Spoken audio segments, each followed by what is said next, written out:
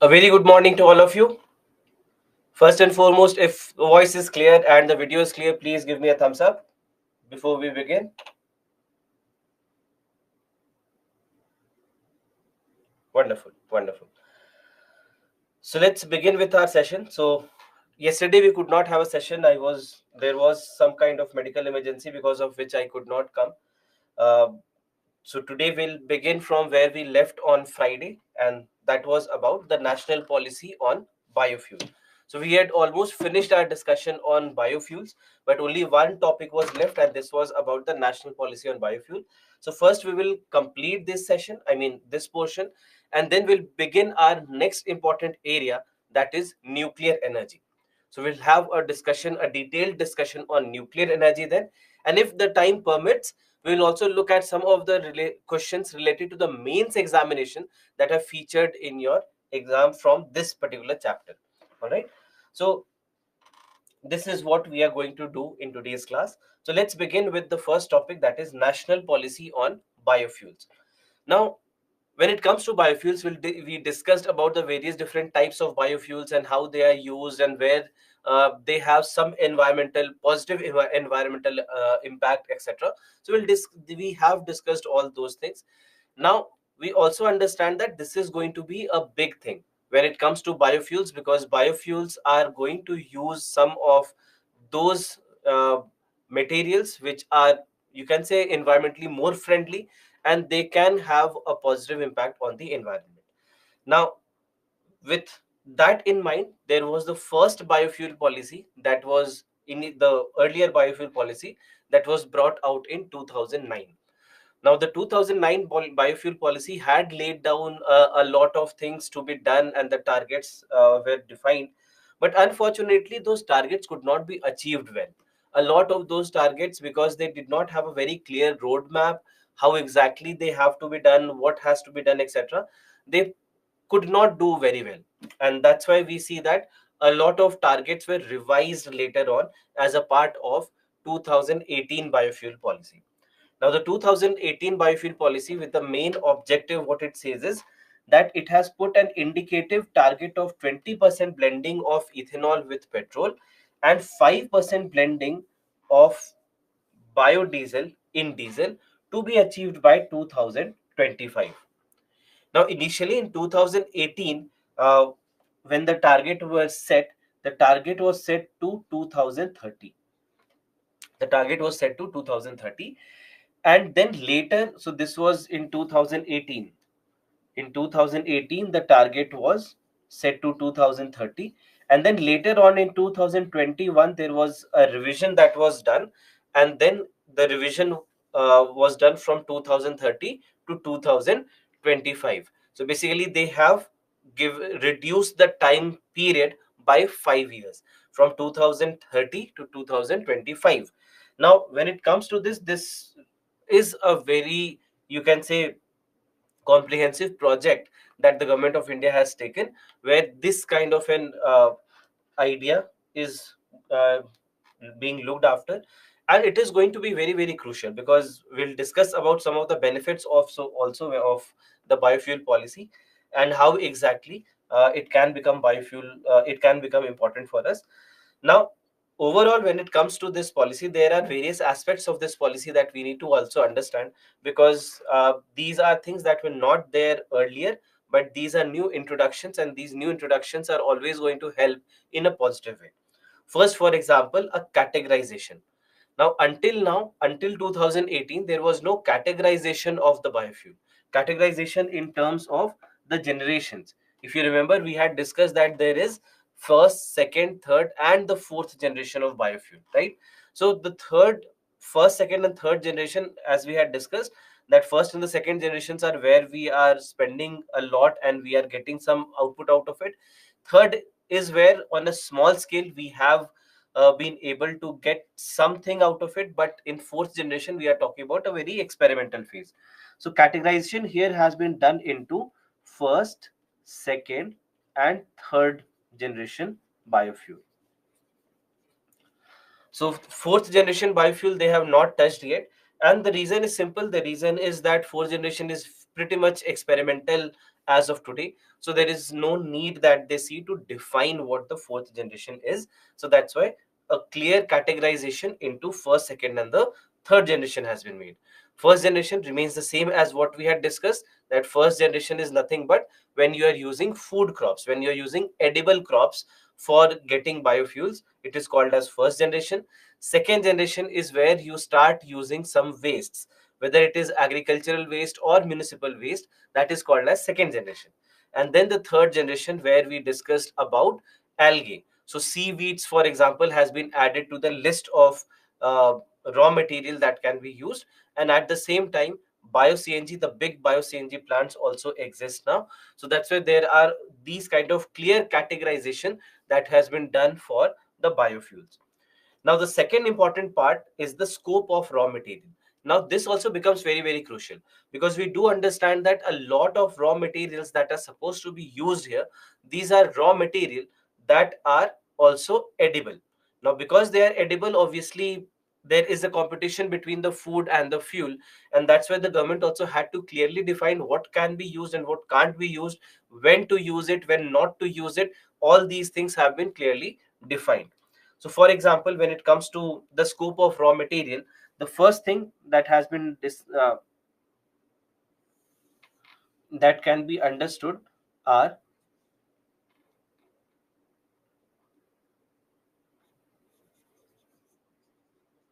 the sugar-based crops and the starch-based crops.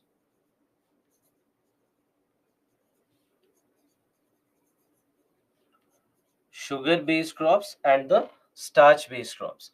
So these are the first two categorizations that have been done. For example, let's say you have something like a sugar cane.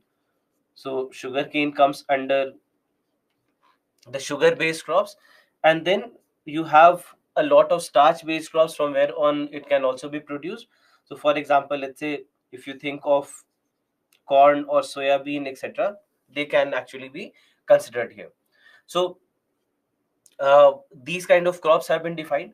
Then after that, they have defined that agricultural waste can also be used.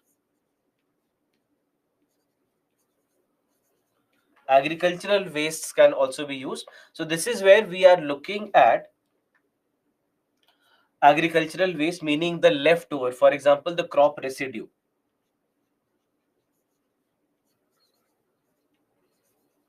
So crop residue can be used.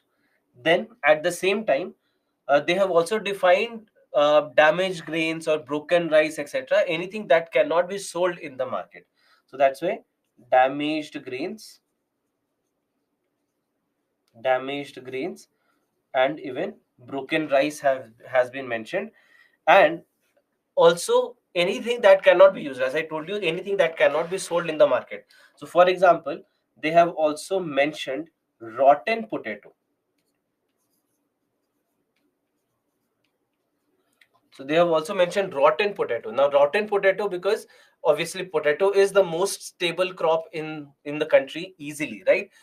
You go to any part of the country, there is one way or the other that we are using potato. So potato obviously cannot go as a fuel, because as soon as that happens, the price of potato everywhere starts to rise. And once it starts to rise, this is where it will become very, very difficult to control the food prices everywhere in the country.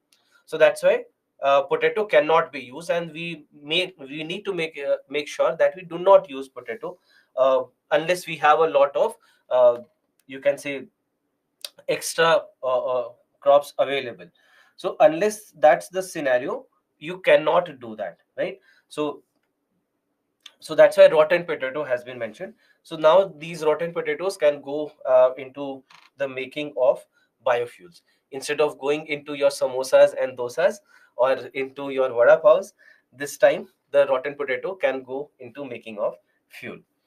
Now, apart from that, another thing that has been mentioned is about used cooking oil.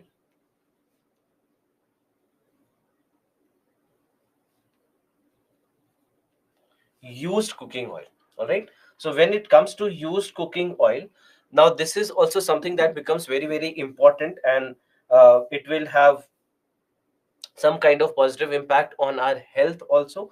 Now, cooking oil, what happens is that when you heat the cooking oil and if you reheat it again and again to a very high temperature, it starts to change chemically and it starts to become unhealthy for your consumption. That the kinds of fats that they start to develop, then they are very harmful, and that's why they have to be avoided at all cost. So that's why in one way or the other, we see that used cooking oil is very very bad for the health. Now what happens is now, like for example, in a lot of restaurants, or even if you are just going to any food stall anywhere in at your place, you might see that they keep on heating the oil again and again, and maybe you do not know, especially if it is heated and then cooled and reheated again. This is where it starts to become very very dangerous. So that's why this is also something that has been mentioned, that if cooking oil has been used, it must not be reused. And instead of that, the hotels and the restaurants, they will have an option to sell it back. All right, there are agencies being set up, and these agencies will be able to give some money for that used cooking oil so that it is not reused. So this is basically where they have also defined this. Then, apart from this, municipal waste also has been mentioned.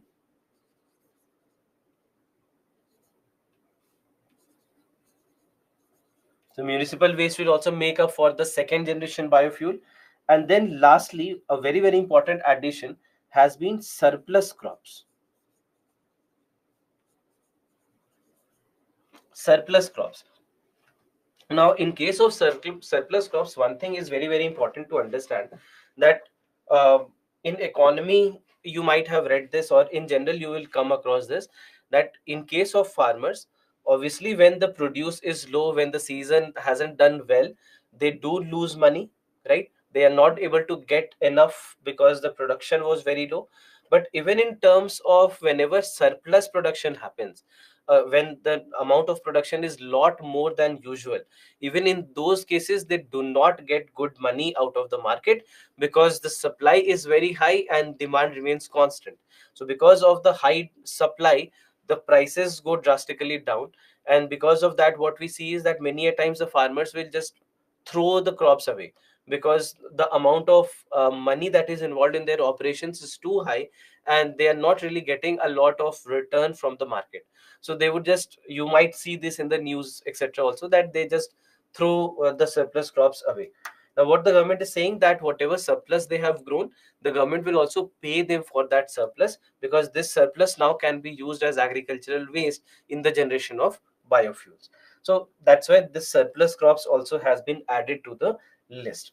So overall, when you look at the scope of raw material, they this time they have done a better job, that the government has decided that these are the raw material that can be used.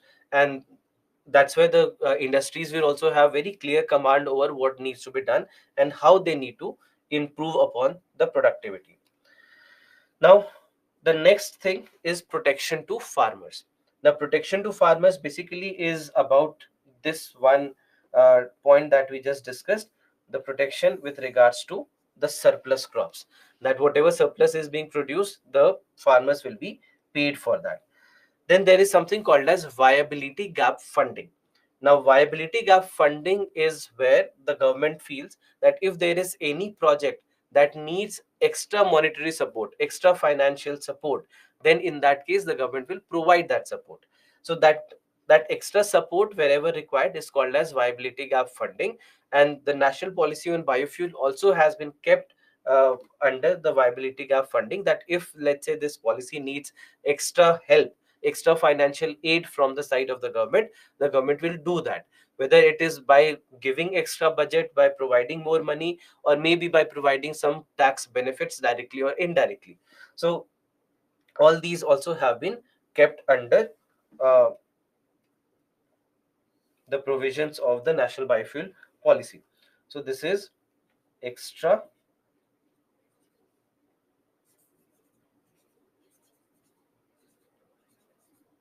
financial support.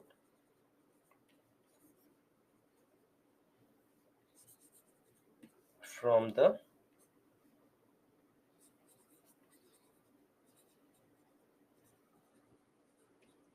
government. And then finally, to boost biodiesel production, because biodiesel production is largely dependent on oil seeds, and from oil seeds deriving biodiesel is not that easy, and the productivity is not that high as compared to bioethanol. In case of bioethanol, the productivity is much better as compared to the production of biodiesel. So that's why extra boost is being given to the biodiesel production. So there are all these provisions under the biofuel policy, and that's why this time we see that there are not only targets that have been kept, but at the same time a lot of details also goes into how exactly do we want to get to the desired results. Now, overall, that's why on the basis of this, if we look at the amount of uh, the kind of benefits that we are expecting, the first thing, for example, it will help us in reducing the import dependency. Now, how import dependency? Because we are looking at a blending meaning mixing of bioethanol with petrol and biodiesel with diesel. Now, as we mix bioethanol with ethanol, this is where you will find that uh, bio sorry uh, when you mix bioethanol with petrol, and 20% is the target that we have kept. So as 20% blending is done, it means that 80 parts of petrol and 20 parts of ethanol or bioethanol is being used, correct? So it means that now you have to import 20 units of petrol lesser than usual, correct? So that's why you have to import less. When you import less, you spend less in dollars, right? Your forex reserves can rise, and if your forex reserves rise, it is an indicator of a better performing economy, especially when it comes to international trade and balance of payment. That is where forex reserves will help you a lot. So that's why this is the first thing. Now, for example, the report that was published in PIB about the expected benefits, what they are saying is that the report says that if you have 1 crore liters of E10 fuel, E10 means 10% blending. E10, and writing it here, E10 means 10% blending. So similarly, E20 would mean 20% blending, and E30 meaning 30% blending, and so on. So 1 crore liters of E10 will be able to save rupees 28 CR of forex at the currency rates. So 28 CR of forex can be saved just by 1 crore liters. And overall, when it comes to, let's say, 1 year, so in 1 year the production can be as high as up to 200 to 250 crore liters. So when it comes to, let's say, even if you calculate for 200 crore liters in a year, that means that a total of this much money will be easily saved. So we are looking at almost 56,000 CR worth of forex reserve saving just by using E10. And we are now moving towards E20. Already there are a lot of districts where E20 already has been introduced last year itself. And now we see that slowly and steadily in other districts and other areas and other states also, E20 fuel is now being given. Now, again, the second thing is cleaner environment. So again, when you look at the data, 1 crore liters of E10 will be able to help us reduce 20,000 tons, 20,000 tons of carbon dioxide. 20,000 tons of carbon dioxide, which is again a big number. Similarly, health benefits simply because of reduction in air pollution,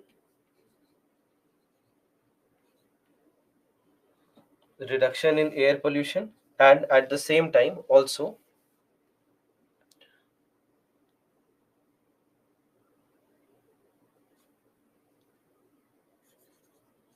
lesser use of used cooking oil.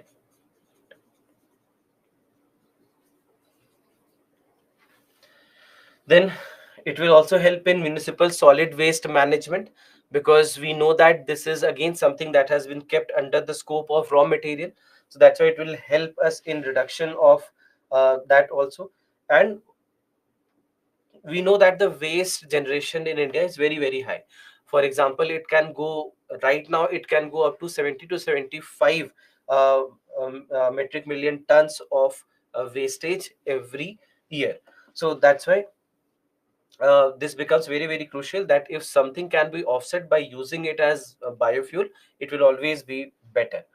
Then infrastructural development, sorry, investment in the rural areas.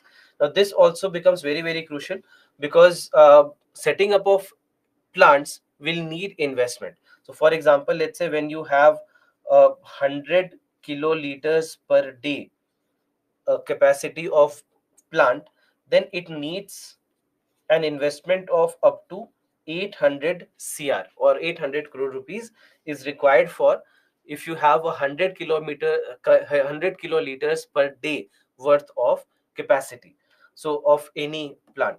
So that's why it means that it will be able to invest a lot of money in the rural areas. And especially what the government of India has said is that we would want to set up more of these plants in the rural areas than in urban areas, because first and foremost it will help in spending more money on the rural economy, and that's why it will also help in the development of many of these rural areas. At the same time, it will also help in employment generation, because every one of these plants will be able to employ a lot of people also at the same time.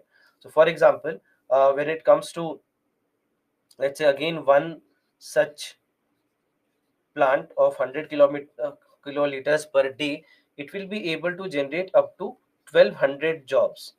And it's not only about the direct jobs that they will be able to create, but at the same time, it's also about the investment that is happening in that area, because indirectly a lot of economy will also develop around that area, correct? So you will see that in any industrial area, wherever a new industry develops, an economy around that industry also develops. It's not only about that industry and the kind of jobs that industry would give, but also everything around that will also build up, is also going to help. And then finally, additional income to the farmers. Basically this is from the perspective of, one, the surplus, and second also from the perspective of biodiesel production, that the farmers who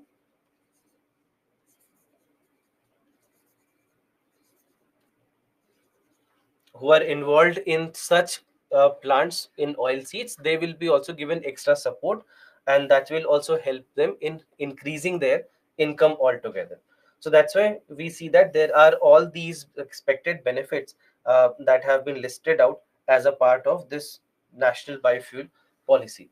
So that's why these are the things anyway that we discussed about how exactly this is going to be very, very helpful for India, and overall when it comes to the energy sector, and also will help in the growth of Indian economy, especially the rural economy.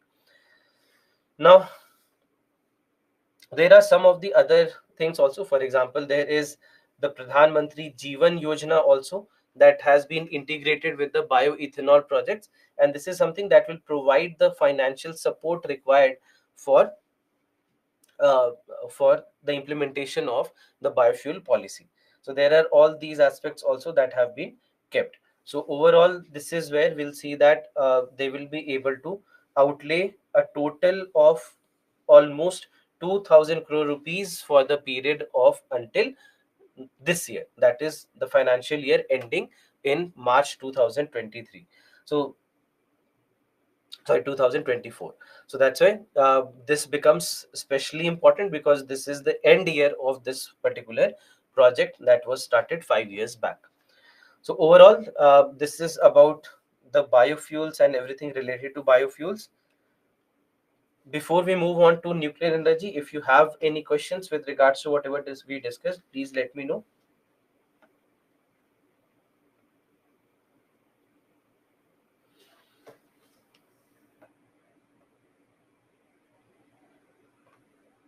Anjali, you have asked what is the current ratio of blending. So, see, current ratio of blending in most places in India is around 10%, 10 to 11%. Uh, uh, we have achieved, I think, 11.8% as I know last. But there are cities that were chosen, there were districts that were chosen where 20% blending already is in place.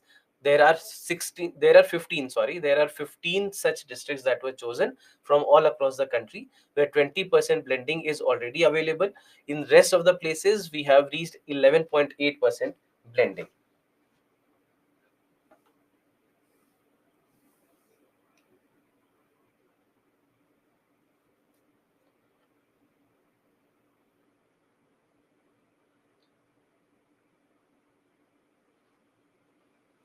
In Sham, you have asked, biofuel is produced by wastage produced by production of cooking oil. Yeah, cooking oil can be used, but used cooking oil is what we want to use. Cooking oil, because if you start using cooking oil for biofuel production, it would also mean the rise in prices of cooking oil, which is not going to be good. It will lead to food price inflation. MSW management, Akshata, you've asked. So MSW management simply means municipal solid waste management, meaning the waste that we are generating, the domestic waste, etc., that we are generating, getting fuel out of it, getting the fuel out of waste, waste to energy. It is called as waste to energy. So from that waste, we want to generate energy, and we know that a lot of organic waste is generated also in the country. So that organic waste can also be used in the production of biofuels. What is E10 and E20, Priyanka, you asked? So E10 means when you are doing 10% blending. E20 means when you are doing 20% blending. So that's the nomenclature that we use for the fuel.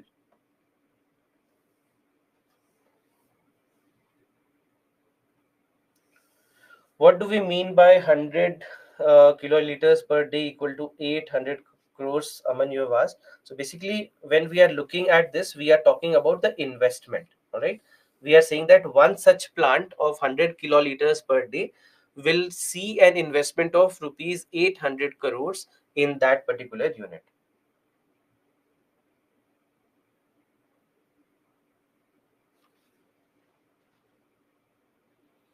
Ziba, you have asked, could you please report to the concerned department about the issue that the PPTs and ARMs are not uploaded on time?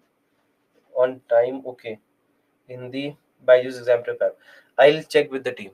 Sorry for this. I'll check with the team after the classroom is over.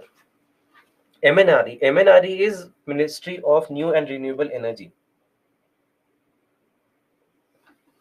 Bumper crops is when you have the surplus, when the production is a lot more.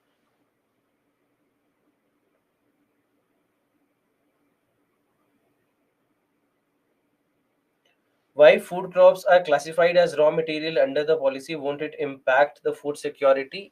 It can, it does. But at the same time, we are trying to ensure that only the surplus, only the extra production is used, so that the food supply in India does not get uh, hampered by it. And at the same time, the prices do not rise because of it. But the problem is that there is no other source which is as easy to use as some of these crop plants. So that is why we see that they become the primary source. So we have been trying that, for example, in case of soya bean, in case of uh, uh, corn production, in case of sugar cane production also, we have been trying that the production goes to surplus, so that that surplus can be used in the making of biofuels.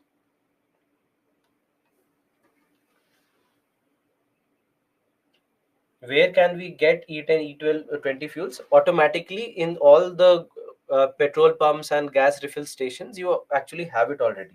The blending is already happening. In the future, can this blending be increased? Yes, of course it can be increased. For example, if you take example of a country like Brazil, in certain areas they are even using 100% ethanol based vehicles. And our beloved minister Nitin Gadkari, he also has been talking about ethanol, pure ethanol or pure bioethanol as a fuel. in vehicles. So yes, it is possible, and we are trying to move towards it.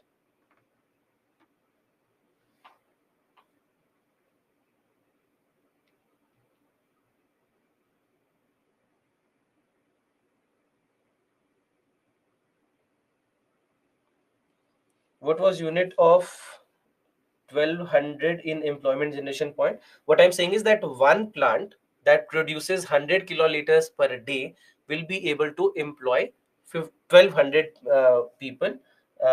This is the estimate that was put out by the government of India.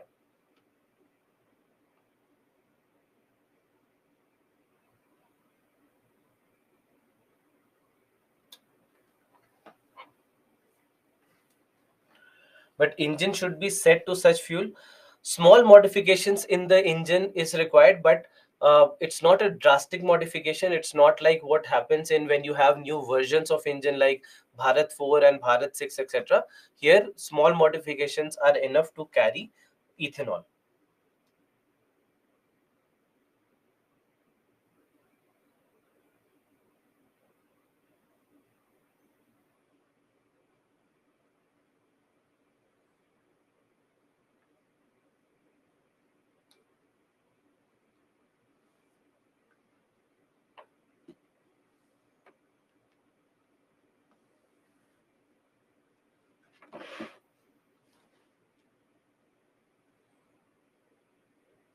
If blending is happening, why still the central government will impose specific tax on states? So see, basically what happens is that right now we have started producing ethanol and we have started blending it with petrol. Initial production cost is extremely high. The production cost is only going to reduce. It has been reducing over the past couple of years, but right now it is extremely high because of the initial investment requirements that were there and the kind of money that has been invested into making of these kind of fuels. So initially it is extremely difficult to withdraw any kind of financial aid that will be required, because otherwise it will be not a viable project altogether.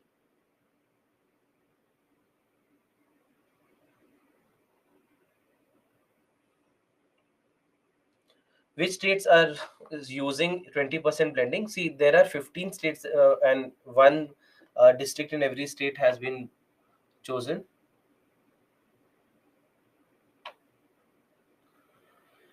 In a country like India, where the water scarcity is a big problem, does the ethanol production make situation worse? It can potentially make the situation worse. This is what we had discussed in the Friday's class as well, that some of these crops that we are using, especially, they are very water intensive crops. They are hugely dependent on irrigated water, and all these things add to the problem also.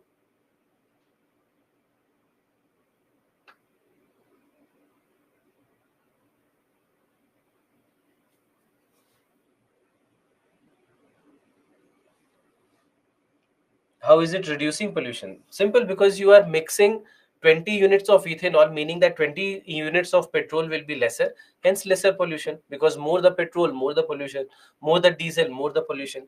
So when you do this mixing, you will be able to reduce it. We had discussed this in last class also.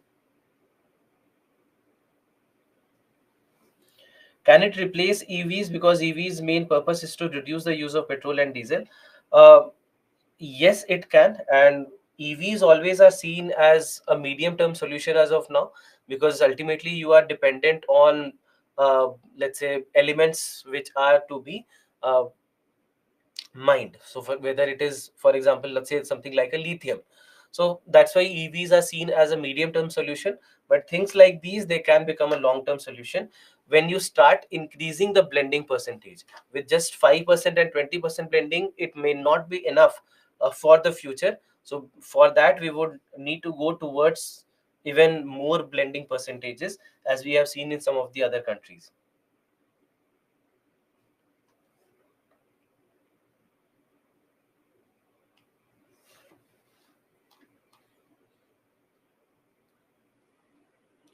What is the disadvantage from this? Some of the problems we had discussed, that what are the problems that these can happen.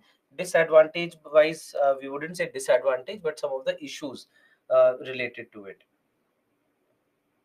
Ethanol blending with diesel? No, ethanol is blended with petrol. Biodiesel is blended with diesel.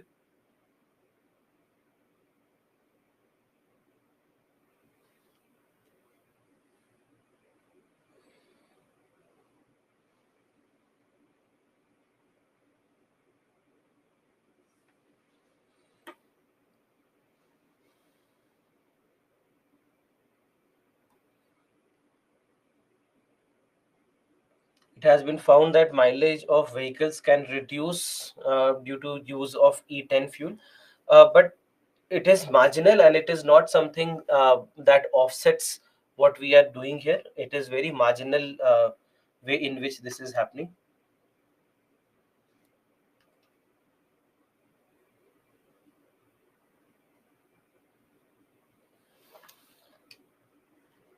100 kiloliters per day means 100 kiloliters per day means that there is a production of 100 kiloliters per day in one plant. That plant will be able to produce 100 kiloliters in one day.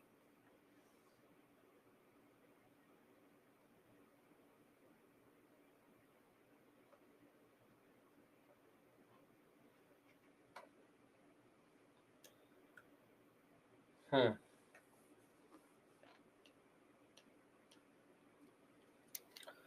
So let's move to our next topic, that is nuclear energy. Now,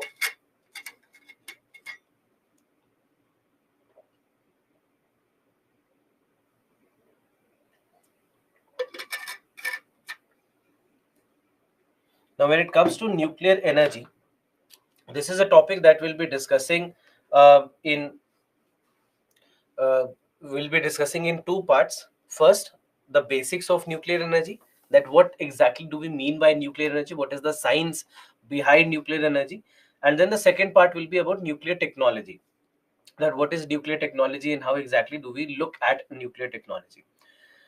Now, the first part can be a little difficult, can be a little technical. So please sit here with all the concentration that you can. And if you have any doubts, I'm here to solve your doubts. But the next half an hour or so can be a little tricky. So just uh, be with the class. And if you have any doubts, you can keep asking whenever we have the doubt sessions. Now, first and foremost, when we say nuclear energy, what is the meaning of nuclear energy? The first term is nuclear. So the term nuclear is coming from where? The term comes from nucleus. All right. The term comes from nucleus. What is nucleus? Nucleus is something that we have inside an atom. Every atom, you might know that every atom has electrons, protons, and neutrons. Correct? Now, in this arrangement of electrons, protons, and neutrons, we see something like this, where you have electrons orbiting like this, electrons being placed at various orbits like this, and at the center, there is a small area, and this small area has two types of particles, protons and neutrons. Protons and neutrons. So these are the two particles that you have inside, all right, which you have inside this nucleus. So nucleus is a very small space inside an atom, and inside this small space inside the atom you have all the positive charges, that is protons and neutrons, both placed together. And outside this nucleus you have various orbits, and electrons are present in all these orbits. So this is how the atom looks like. All right, this is what the atom looks like. Now, typically this is what an atom is. Now, when we look at protons, electrons, and neutrons, you'll find that our early understanding about all these particles was not that great. So, for example, we did not know that there are electrons, protons, or neutrons. Initially, for example, the atomic theory used to say that atom is the smallest indestructible part of matter, meaning that atom is indestructible, meaning that there is nothing inside an atom. Atom is the smallest. This was initial atomic theory, and also Dalton's atomic theory at a later stage. But then that was changed. there was the discovery of electrons that was done at a later stage by J.J. Thomson. So now when J.J. Thomson discovered electrons,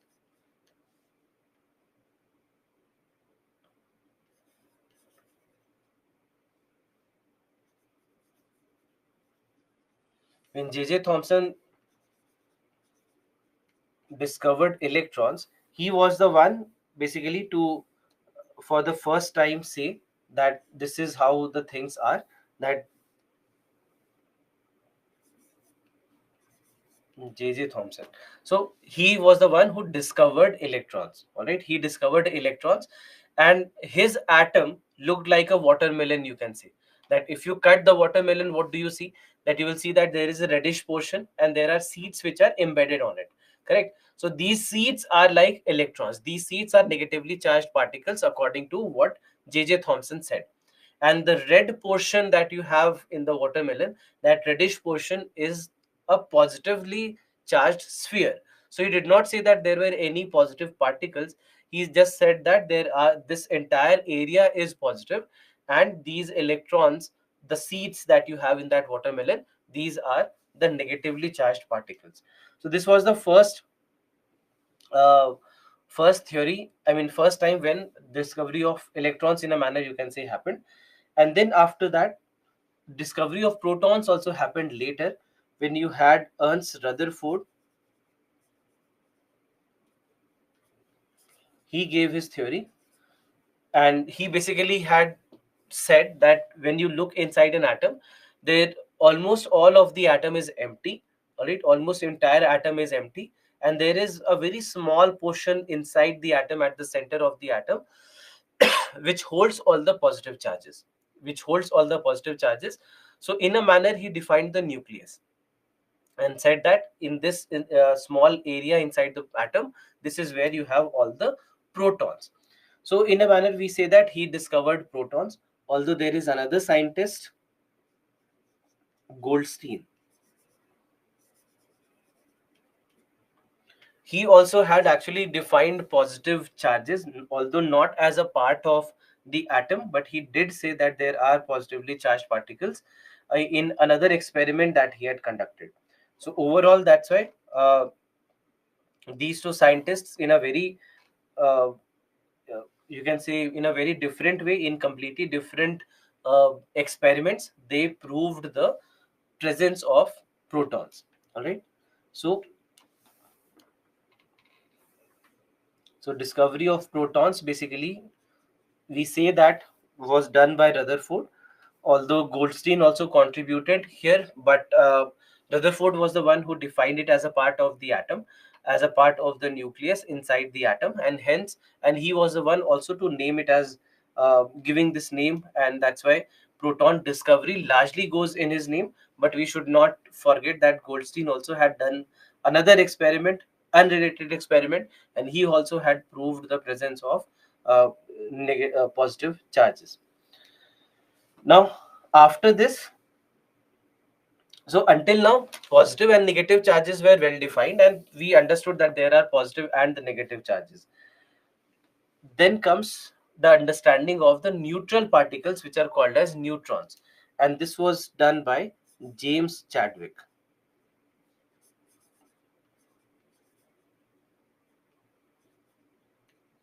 So James Chadwick, he discovered neutrons. Now, the discovery of neutrons is something that is also based on our understanding of isotopes. Anyone who remembers what do we mean by an isotope? Do you remember this? We are going back to class 9th and 10th science. What do we mean by isotopes? Can somebody tell me? And then I'll go and tell you what exactly it is.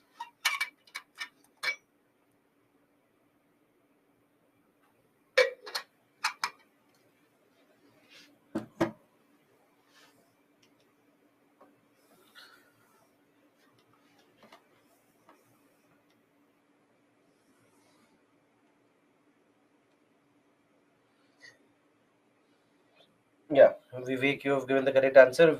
same number of protons, same atomic number, different mass number. Shreyank, you are correct.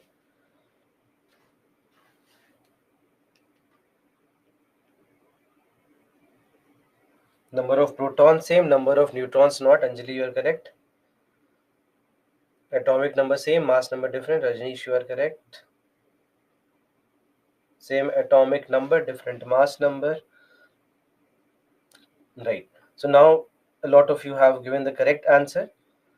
So when it comes to isotopes, what we say is that isotopes basically is where you are talking about atoms of the same element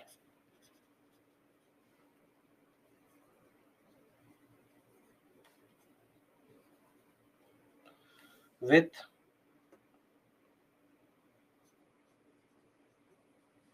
same atomic number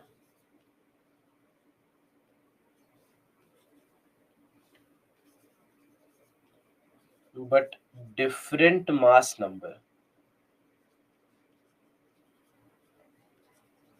Same atomic number but different mass number. Now what do we mean by atomic number? What do we mean by atomic number? Anyone who can tell me quickly? What do we mean by atomic number?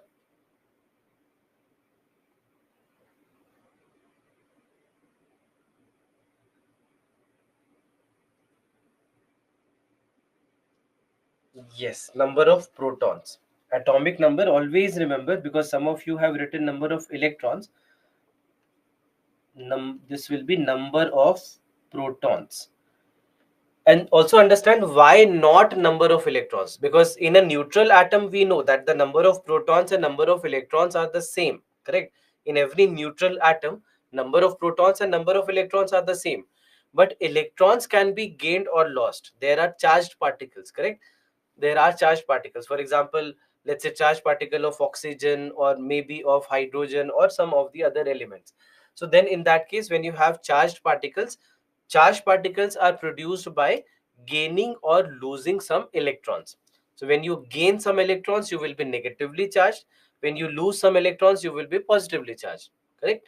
So electron number can change. From a neutral atom, it can become a charged atom also. But when it comes to number of protons never change. Number of protons is the most important property of any element. Number of protons do not change. If you change the number of protons, the element itself changes. So that's why when we define atomic number, all right, when we define atomic number, we always define it as number of protons and don't define it as number of electrons.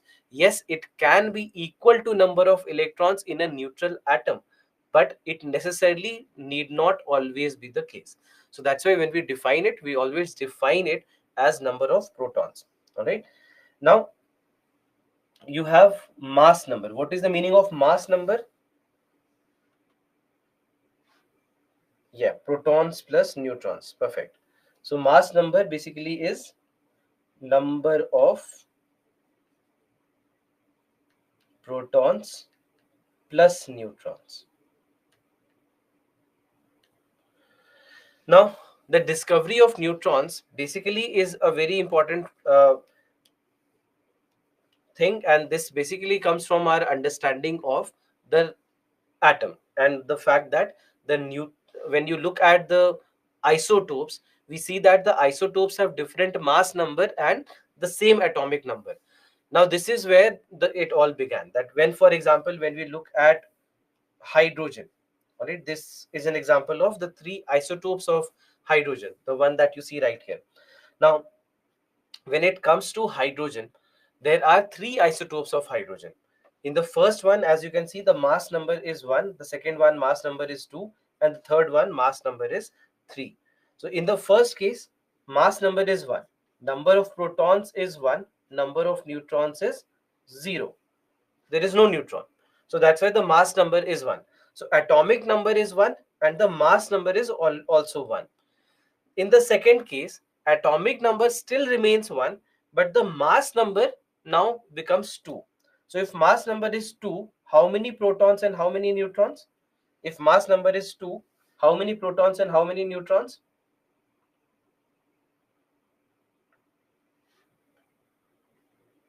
Yes, 1 and 1, correct? So 1 proton and 1 neutron. In case of tritium, that is the third isotope, the mass number is 3. So if mass number is 3, how many protons and how many neutrons? Yes, 1 plus 2. So 1 proton and 2 neutrons, correct? So this is how we see that there is a difference in the number of neutrons, but there is no difference in the number of protons. So that's why they are called as isotopes. And our understanding of the fact that neutrons exist, it came from here only.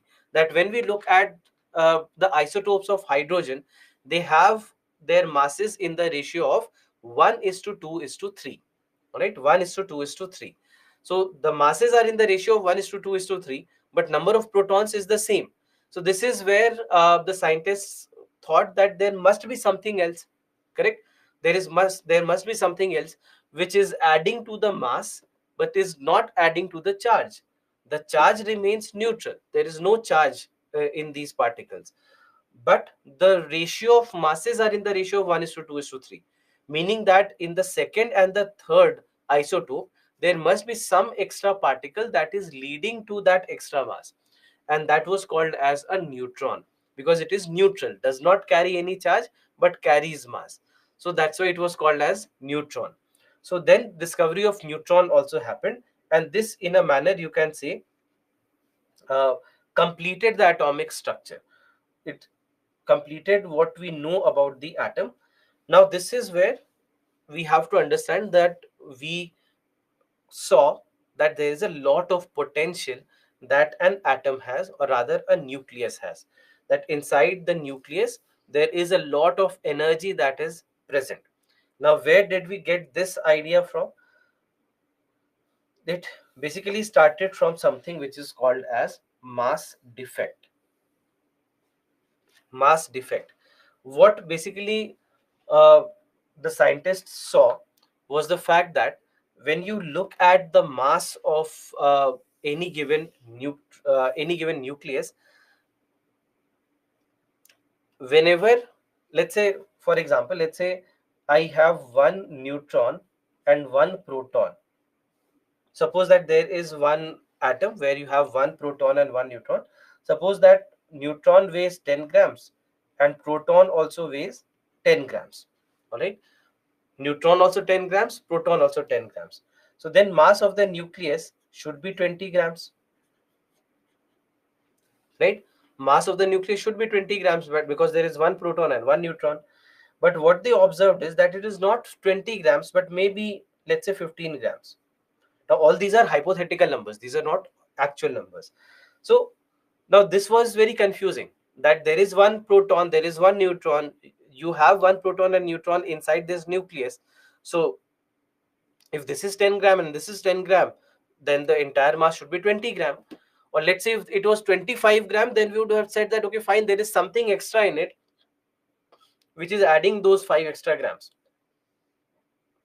But instead what we are seeing is that there's a reduction in the weight. So how this reduction in the weight, we did not understand. So because the mass was decreasing, it was lesser than what it should have been.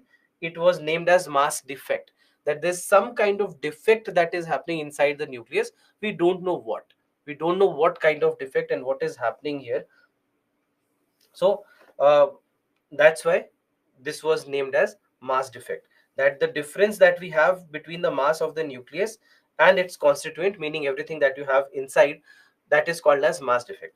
That mass of the nucleus should have, it is just, let's say, 15 grams, whereas its constituents is 10 plus 10 equal to 20 grams. So that difference is called as mass defect. Now, right now, this was what we understood. But then came a scientist whose name we will be almost taking in every chapter of ours, and this is Albert Einstein. And Albert Einstein gave a theory called as theory of relativity. Theory of two parts, it was divided into theory of general relativity and theory of special relativity. Now, in the theory of special relativity, he defined something which I'm sure many of you know. I'm not saying whether you understand what it is or not, but I'm sure that you've heard of there is something called as E is equal to mc squared, right? So he gave this equation E is equal to mc squared. Now this E is equal to mc squared became a very famous equation because it solved a big problem that existed until now. Now in this E equal to mc squared, E basically is the energy, m is the mass, and c is the speed of light,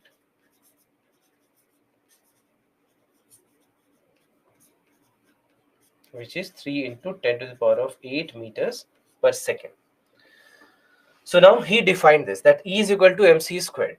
Now as soon as this was defined, the problem that we knew of, what is mass defect, what is called as mass defect, now we understood what mass defect was. Basically what we understood now is that when you are bringing when you are bringing a proton and a neutron together inside a nucleus, a lot of energy is required to send them inside the nucleus, to keep them bound inside the nucleus, and that is the extra amount of energy. All right, that is some amount of energy. So what's happening here in a manner is that mass is converting into energy.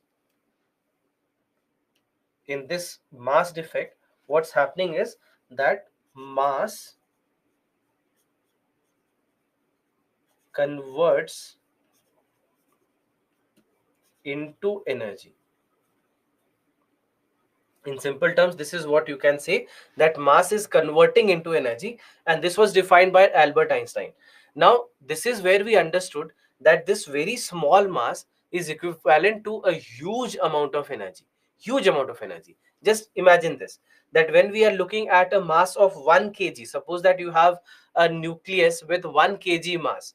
So 1 kg mass, if let's say mass is equal to 1 kg, C, we know that it is 3 into 10 to the power of 8 meters per second.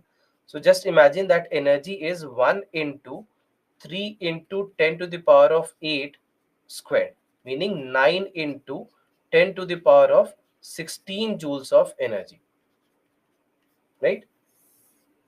So just 1 kg of mass here inside the atom is equivalent to 9 into 10 to the power of 16 joules of energy.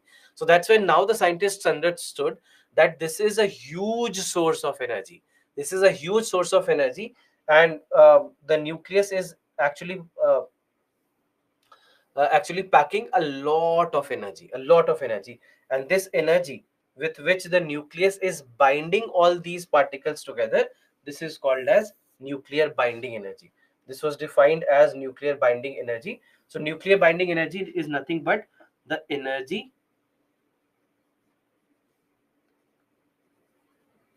with which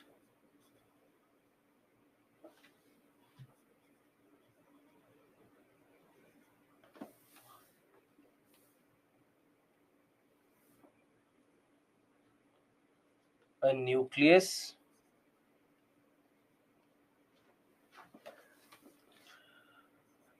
binds protons and neutrons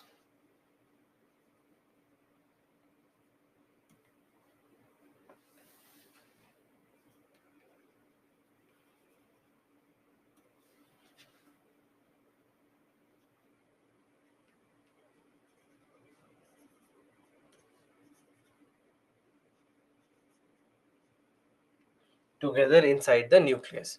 So the energy with which a nucleus binds the protons and neutrons together inside the nucleus is called as the nuclear binding energy. So now we understood that this nuclear binding energy has a huge value, that it is very, very strong. It is very huge amount of energy. And this is where the force equivalent to this nuclear binding energy was defined as strong force or strong nuclear force. So we have the concept of strong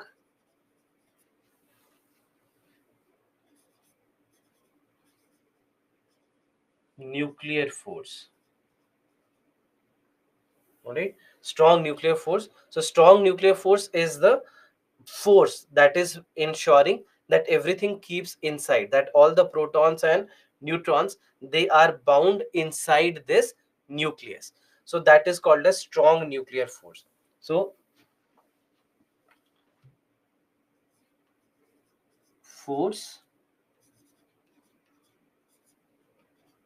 keeping neutrons and protons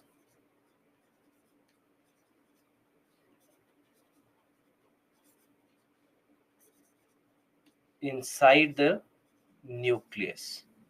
All right, the force that is keeping the neutrons and the protons inside the nucleus is called as strong nuclear force. Now this force is very, very strong. That's why the name strong nuclear force. And it is very strong in the manner also that, for example, you have a lot of protons inside this nucleus, right? You have a lot of protons, and obviously all these protons are also repelling each other. You might have heard about this, that like charges repel each other, unlike charges attract each other. Meaning that if you have a proton and and an electron, they would attract each other. But when you have a proton and a proton, they would repel each other, they would want to go away from each other. So now just imagine that inside the nucleus, and nucleus is very, very small. Just imagine, I mean, if you are talking about a normal size room, then inside that room, uh, the size of the nucleus might be equivalent to, let's say, the nib of your pen. So that's the kind of difference that we are talking about between the size of an atom to the size of this nucleus. So the size of the nucleus is very, very small. And inside that you have all these protons and neutrons together. All these protons will be repelling each other, right? They are like charges, so they will repel each other. But nucleus is still able to bind everything together. So that's why this kind of a force is called as strong force, because it very strongly binds everything that we have inside. So now we understood that, okay, fine, there is a huge amount of energy that is there inside this nucleus. And this is where we come to what exactly are the ways in which we can use this energy. So there are three basic ways in which this energy can be utilized. One is radioactivity, and then we have nuclear fission and nuclear fusion. So before we move on, I mean, everything that we have discussed, anything that you want to ask from there?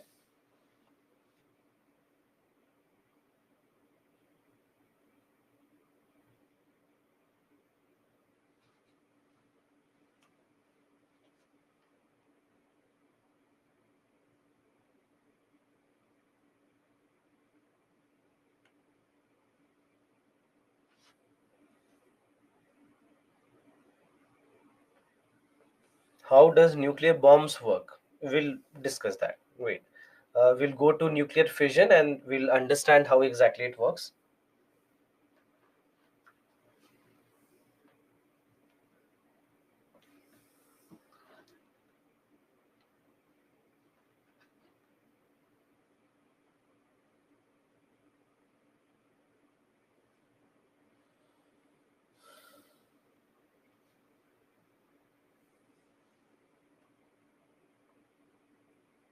Is the ratio fixed or not?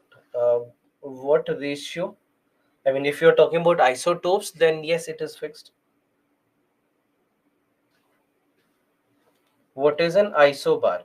Isobar is when you have number of nucleons to be exactly the same, meaning number of protons and neutrons. That number is the same for different elements. Then in that case, you will call it as isobars.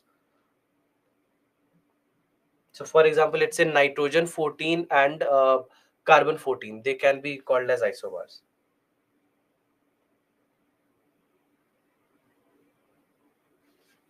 Oppenheimer movie. Yeah, we are going to move into the segment of Oppenheimer movie.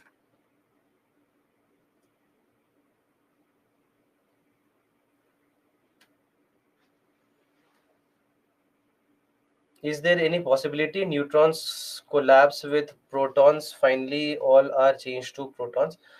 Internally, yeah, it does happen. I mean, there are weak forces that define something like that, and some of the radioactivity effects also. We'll discuss about that also. Could could you explain mass defect once more? So in case of mass defect, what we are saying is that, let's say when you have one proton and one neutron inside a nucleus, then the mass of the nucleus should be equal to the mass of proton plus mass of neutron. That if, let's say, 10 gram and 10 gram are the masses of protons and neutrons, then mass of this nucleus should be 20 grams. But when the mass of this nucleus was being measured, it was seen to be not 20 grams but less than that, let's say 15 grams. So that difference that you have, the mass that should have been and the mass that it is, that difference is called as mass defect.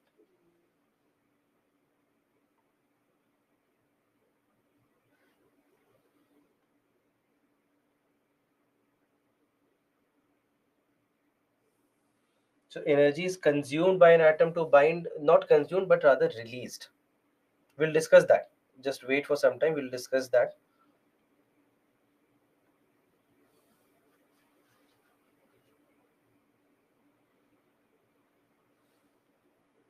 What are the uses of isotopes? We'll discuss about the uses of radioisotopes later. Just wait for some time.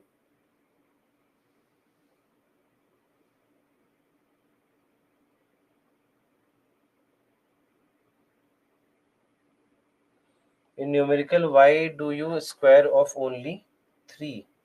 Did I do that? No, I've squared both, no? 9 into 10 to the power of 16 it has become.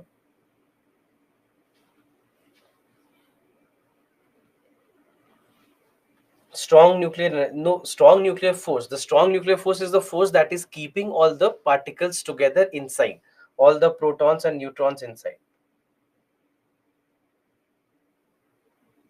What is the meaning of unstable nucleus? We'll just discuss that. Who was Goldstein? Goldstein basically had done an experiment called as the cathode ray tube experiment, where he had proved the uh, existence of positive charges.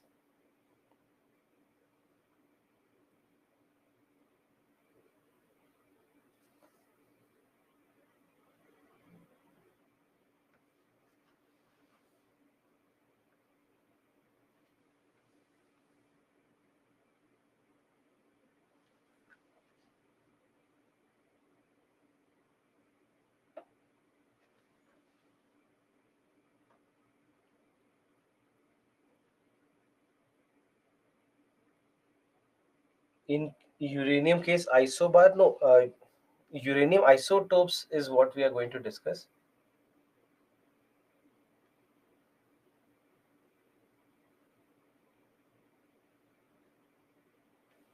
Is energy present inside the nucleus same throughout the life? No, no. There will be energy losses, and we'll discuss about that. Why is there a mass defect? Because, sorry, huh. So why is there a mass defect? Mass defect is there because uh, keeping the nucleus intact and keeping all the particles together inside the nucleus is not an easy job, and you need a lot of energy for that. So we see that a lot of energy will be released whenever such something like this has to happen. So that is why the phenomena of mass defect happens.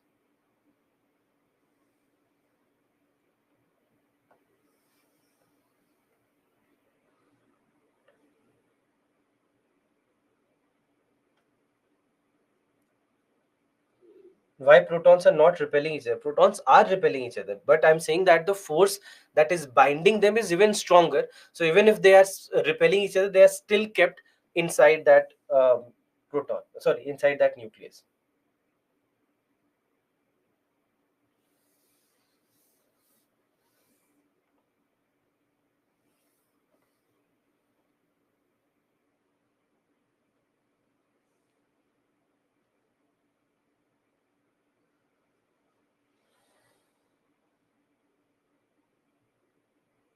Why only some elements have isotopes? Why not all elements? A lot of elements have their isotopes. It all depends on their configuration of all the nucleons, and they that configuration can make certain isotopes. And it's also dependent on, I mean, uh, you can say, in a manner, it goes beyond what we have to study and comprehend, because weak forces also have a big role to play in all these, but that's entirely particle physics, and I'm not sure that we can go there.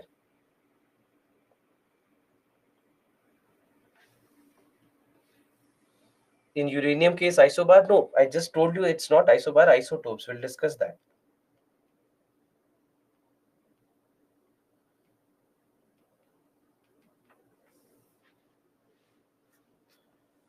All right.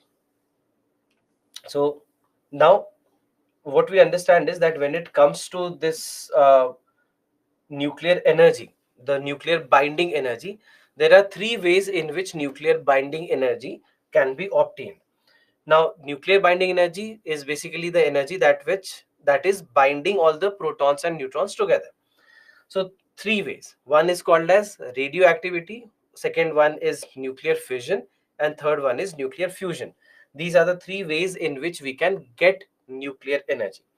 Now, when it comes to radioactivity, what it means by radioactivity is, what we say is that an unstable nucleus undergoes a decay, and this is referred to as radioactive decay. Now, first and foremost, when we say unstable nucleus, what is the meaning of unstable nucleus? So when we say unstable nucleus, the meaning of the term is that either there are two ways in which we define if there is something which is unstable. Either when the number of protons is very high, when the number of protons is very high, or when number of protons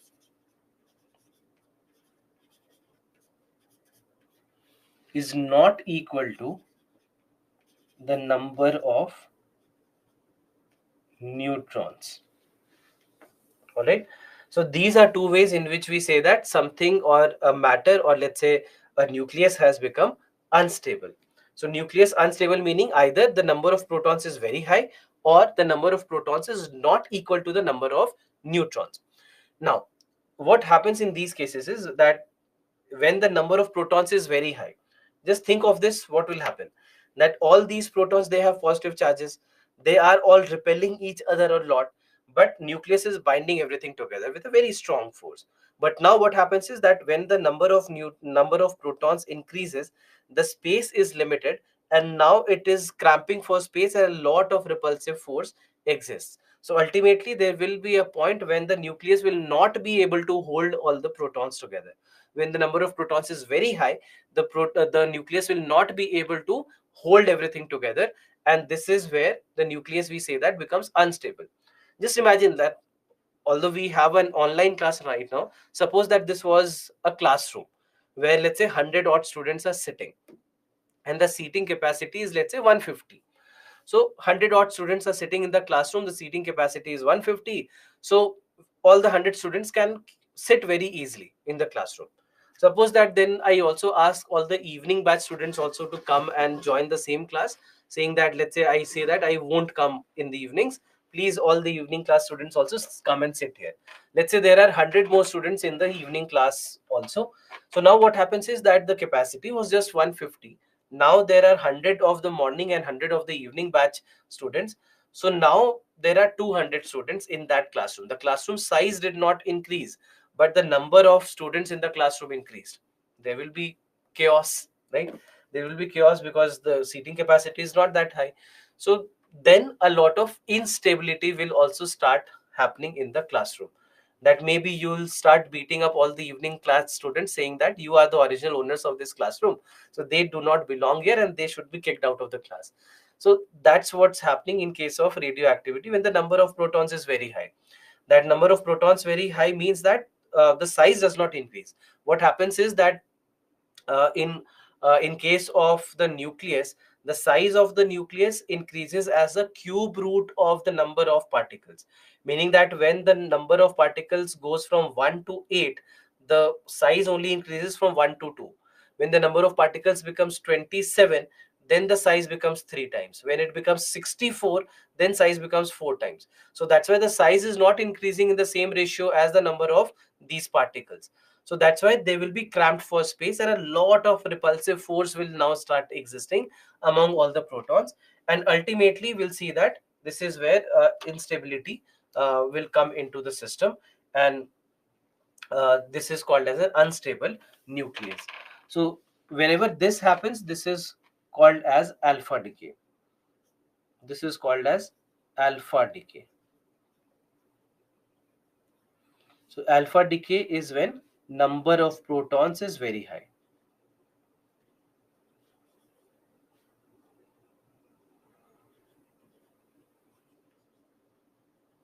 Number of protons is very high, then alpha decay happens. Then you have beta decay. In case of beta decay, this is where number of protons is not equal to number of neutrons. Basically, when there is asymmetry in any kind of nucleus, when you have asymmetry, this is where beta decay happens. And then finally we have something called as gamma decay. Now in case of gamma decay, what we see is that there is some extra energy in the nucleus, especially after alpha and beta decay. So whenever alpha decay or beta decay happens, then in that case, after alpha decay and beta decay are done, the energy of a nucleus is higher than usual, higher than what it is supposed to be. So then that extra energy is lost. That extra energy being lost is called as gamma decay. So in this manner, we see that there is something called as radioactivity. So alpha decay, in terms of alpha decay, what we see is that this will happen when the number of protons, is very high. Number of protons is very high, and that's why this is something which will be seen in heavier elements. Generally observed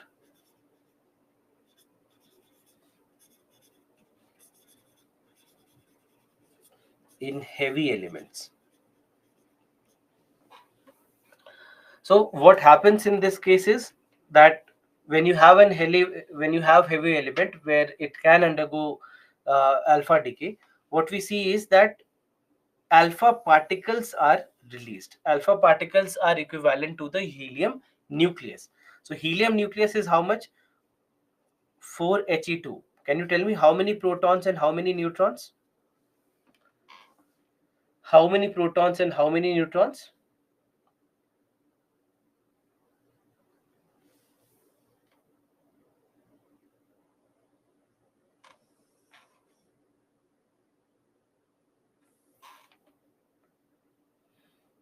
Many of you are also giving wrong answers.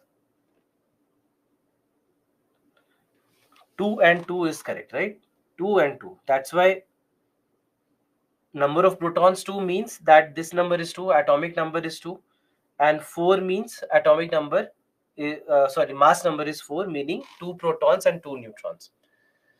So basically what happens in case of alpha decay is that the particle or the nucleus will release two protons and two neutrons. So two protons and two neutrons come out of it. So in a manner we say that helium nucleus is being lost. That is called as alpha particle. So that's why you'll see that this decreases by 4 and this decreases by 2. This is called as alpha decay, something that will be observed largely in the heavy elements. Then after that there is something called as beta decay. Now in case of beta decay, what we see is that this will happen when number of protons is not equal to number of neutrons. So this is something that can be observed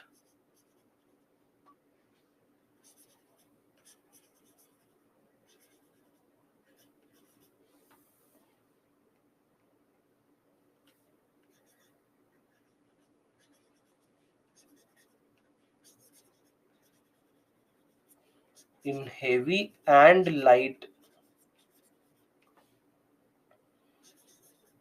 elements. So whether it is a heavy element, whether it is a lightweight element, If the number of protons is not equal to number of neutrons, then beta decay can happen. So example here for what you have is the example of carbon, that we have isotopes of carbon like carbon 14 and carbon 10, which basically is where we observe this. So you have carbon 14. Carbon 14. So carbon 14 has how many protons and how many neutrons? How many protons for carbon? Any idea? Carbon has 6 protons. So if 6 protons, then how many neutrons? Yes, 8 neutrons. So number of protons is 6 plus 8, carbon 14. It converts into nitrogen 14. So nitrogen 14 basically has 7 protons and 7 neutrons. So now it becomes stable, correct? Now you can see that it now starts to become stable. So what happens is that we see increase in the number of protons and we see a decrease in the number of neutrons. Decrease in the number of increase in the number of protons and decrease in the number of neutrons. So what internally happens is that one neutron gets converted into proton. One neutron will get converted into proton, and hence this number now becomes stable. It becomes symmetrical and it becomes stable. So this is what happens between carbon 14 and nitrogen 14. And then after that, we have carbon 10. Carbon 10. So in case of carbon 10, we see 6 protons and now only 4 neutrons. That's why 6 plus 4, 10, which converts into boron 10. Converts into boron 10 with 5 protons and 5 neutrons. So now it becomes stable. So what happens here is that now what we see is that number of protons is decreasing by 1 and number of neutrons is increasing by 1. All right, number of neutrons is decreasing by 1, sorry, number of protons is decreasing by 1 and number of neutrons is increasing by 1. So this time a proton converts into neutron. So in the first case what we saw was that neutron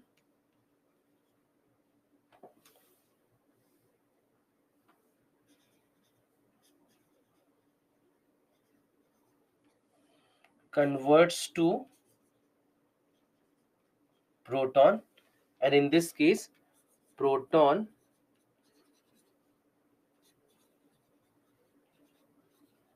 converts to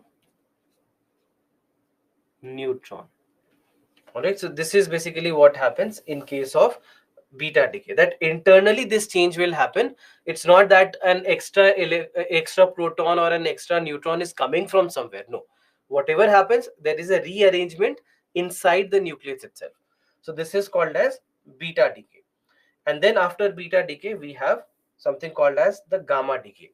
Now in case of gamma decay, what we observe is that in case of gamma decay, it will happen when a nucleus in an excited state spontaneously decays into ground state, where a photon is emitted with energy equal to the difference in the two energy levels of the neutron.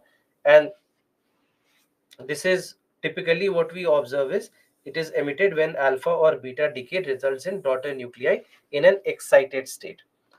Now, when we say excited state, the meaning of excited state is that this nucleus has more energy than usual, right? Excited state means more energy than usual.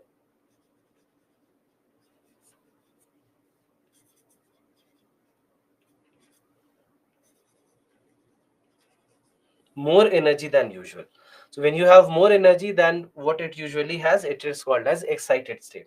So after alpha or beta decay, the nucleus will be in an excited state, meaning that it will have more energy than usual. So then it has to be calmed down into a basic state, the ground, which is called as the ground state. So ground state basically is the usual energy level. All right, the usual energy level is called as the ground state. So what we see is that it is in an excited state, it has more energy than it should have, so it has to be brought down to ground state, and that happens with the help of gamma decay.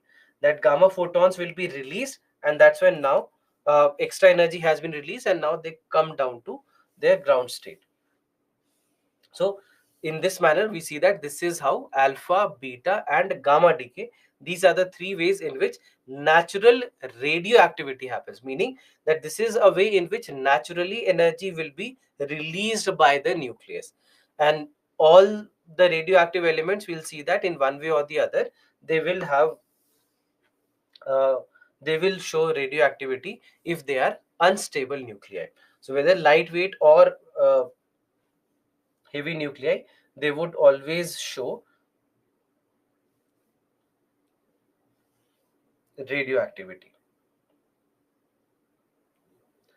Now after this we have nuclear fission. Now in case of nuclear fission, what is the meaning of the term fission in English? What do we mean by fission? What is fission? Any idea? A simple dictionary meaning?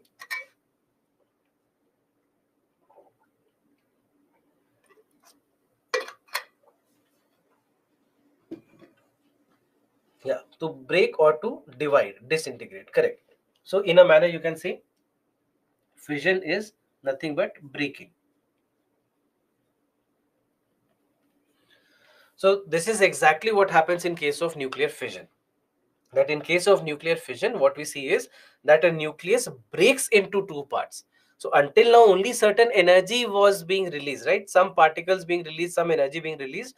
Now in this scenario, we are seeing that the nucleus becomes so unstable that it just breaks into two parts.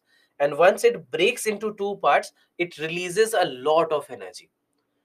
And this is what the scientists understood, that now we have a huge potential for energy. This is something that is going to help the future. It is going to solve our energy problems. It is going to help us in getting energy, getting electricity, generating electricity out of it. So we understood all these things, that when this nucleus becomes very unstable and breaks, it releases a lot of energy, and this can be potentially utilized in electricity generation and solving our energy problems of the future. So we understood all this, and the very first thing that we did was that we made an atom bomb out of it. We made an atom bomb, and US dropped it on Japan.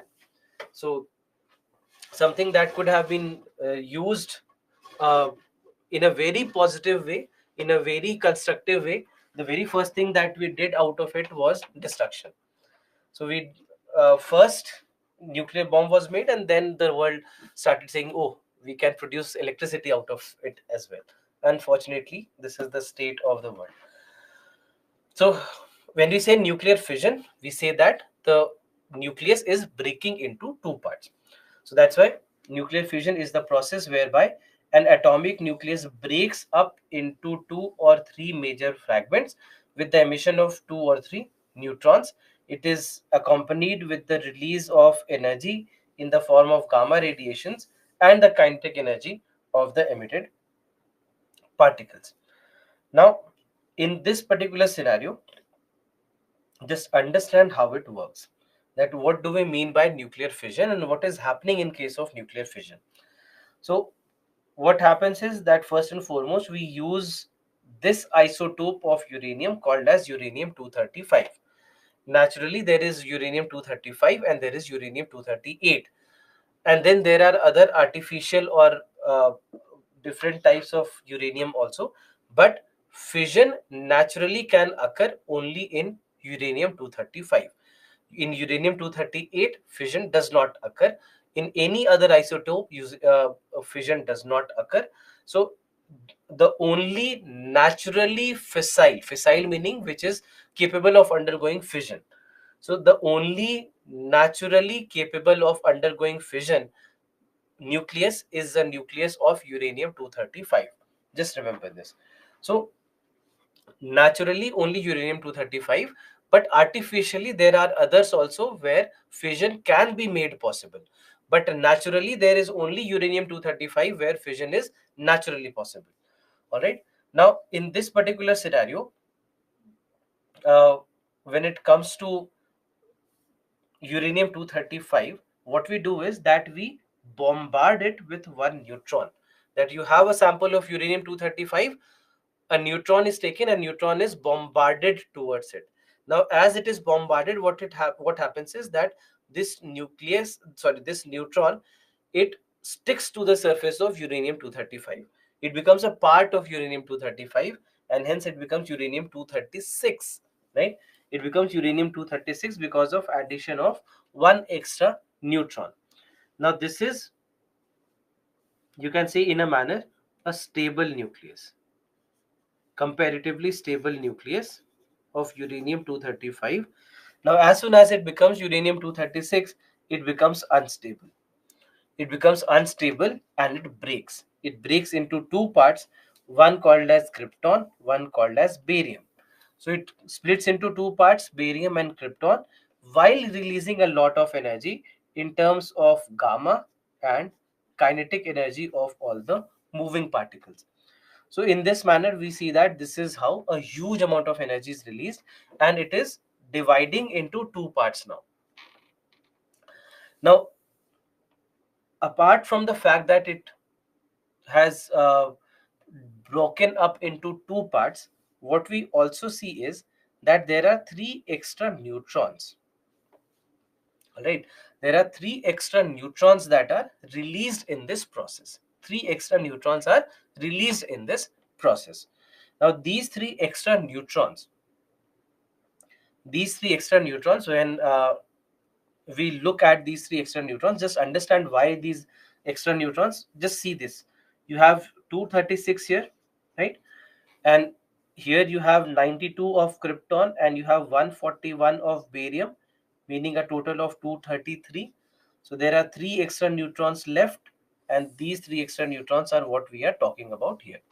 Because in case of the atomic number 92, you have already 36 and 56, which is equal to 92, which is fine. But there are three extra neutrons. Now these three extra neutrons will not stop there. Right? These three extra neutrons do not stop here. They will keep on continuing with this process. So what then happens is that you have three extra neutrons. These three extra neutrons will go and bombard three more of uranium 235. Because when you have a sample of uranium 235, it's not that you have just one nucleus, correct?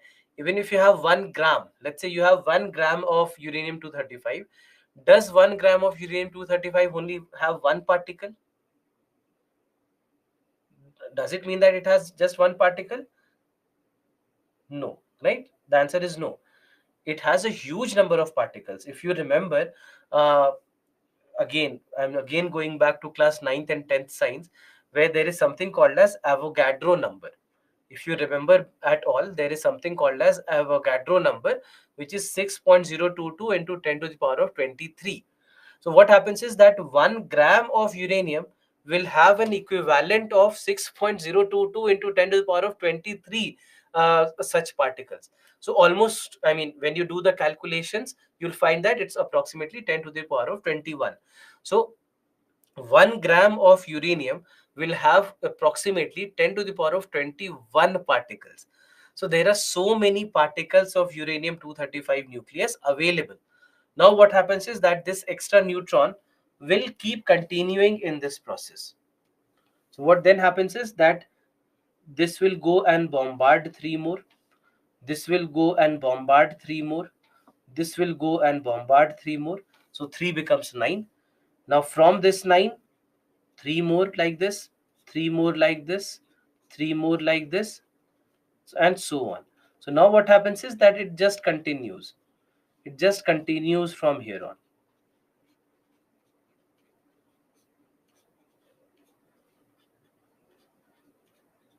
So 3 becomes 9, 9 becomes 27, 27 becomes 81, 81 becomes 243, 729, and so on. So it will just keep continuing like this. All right, it will just keep continuing like this. So this now releases enormous amount of energy. Now for us, this is not good. We need to control this release of energy. We need to control the amount of energy that is being released, because if you control this energy, then you are producing electricity. If you don't control this energy, you are making an atom bomb. So the difference between sorry the difference between energy production from nuclear fission and atom bomb is only whether you are controlling this reaction or not. If you are controlling this reaction, then you will get electricity out of it. If you are letting it go uncontrolled, you are making an atom bomb. So the process for both are the same, whether for getting electricity or for getting atom bomb. The process for both the same. But if you control that energy, you get electricity. If you don't control that energy, you make an atom bomb. Now, when it comes to this, what now happens is, that's why we have to ensure that this reaction does not go uncontrolled. And for this, there is one important concept which is called as critical mass. All right, there is concept which is called as critical mass. So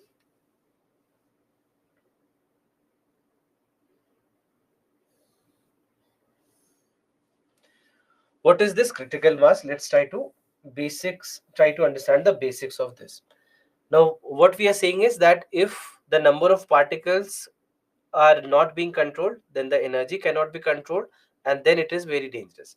So what then we do is we understand how many particles should be there for a controlled reaction.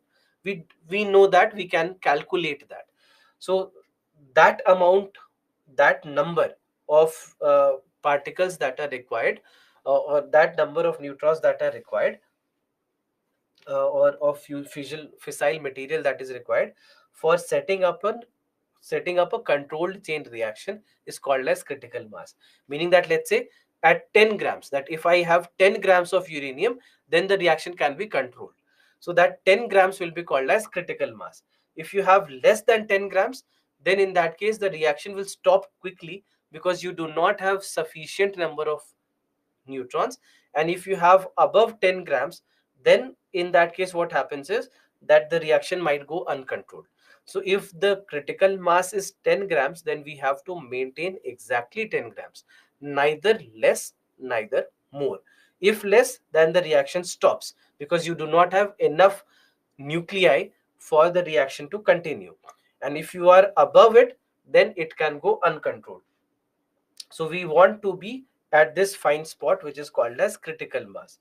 So for a sustained chain reaction, there must be sufficient number of fissile atoms, and this is called as critical mass, the smallest amount of fissile material needed for each fission reaction to produce at least one more fission reaction on an average. Now, in this case, critical mass, that's why it becomes very, very crucial, because above critical mass, the reaction goes uncontrolled. Below critical mass, the reaction stops. I'm just writing it here. Above critical mass,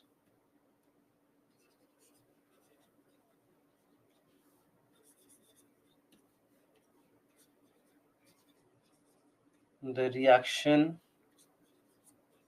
goes uncontrolled.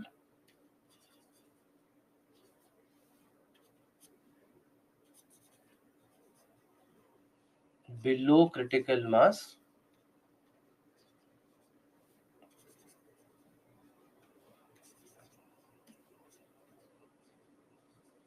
the reaction stops. So that's why we have to exactly maintain the critical mass. If we want to produce energy, if we want to generate electricity, then we have to maintain this critical mass. So that's why this is the first problem that we are solving. The problem of the reaction going uncontrolled is being solved with the help of critical mass. So, and the things can change very quickly. Just to give you an example which is not related to your examination at all, there is a factor called as K. There is a factor called as K, and if this factor K is equal to 1, then we say that it is critical mass.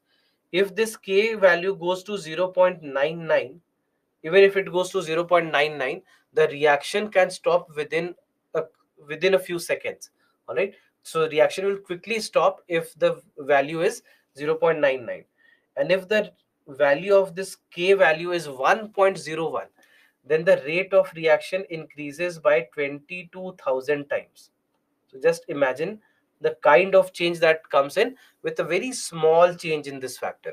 So obviously not related to your examination, but I'm just giving you an example how quickly the things can change if, let's say, the reaction is not controlled. So that's why we have to exactly ensure that the reaction rate is being controlled. All right. So this is what critical mass is, and becomes very, very crucial from the perspective of generating electricity. Now there is one more problem that we have to solve, and this problem basically is the problem of uranium.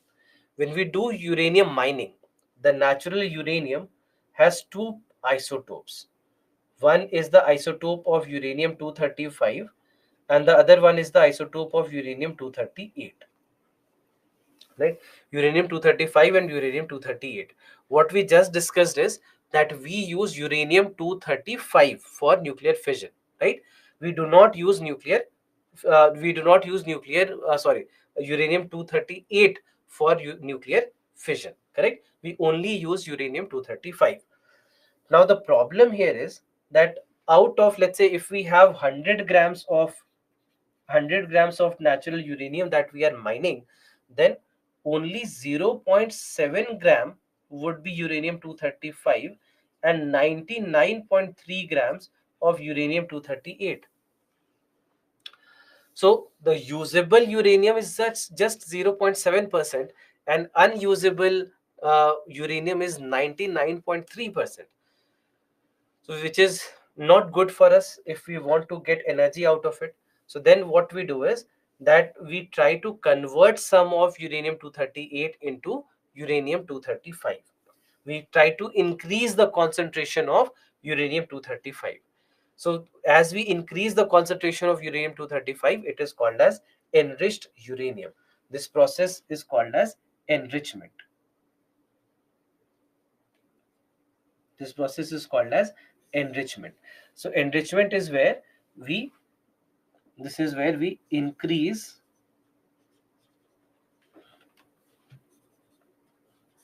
in the concentration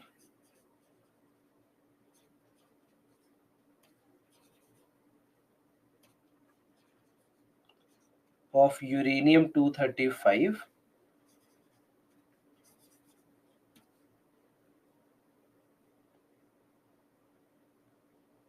in the uranium 238 mixture. So now it is increased. All right, now what we do is that we are increasing the concentration of uranium. Now when the increase is happening to 3 to 5%, so when from 0.7%, now if it has, so from 0.7%, now if it becomes 3 to 5%, then it is usable for electricity generation.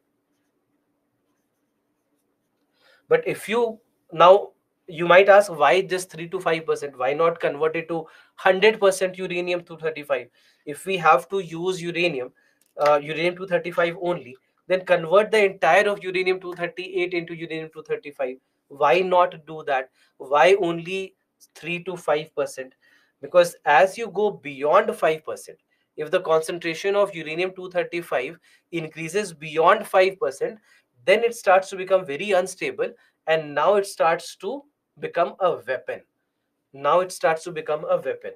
So that's why if you go above 5%,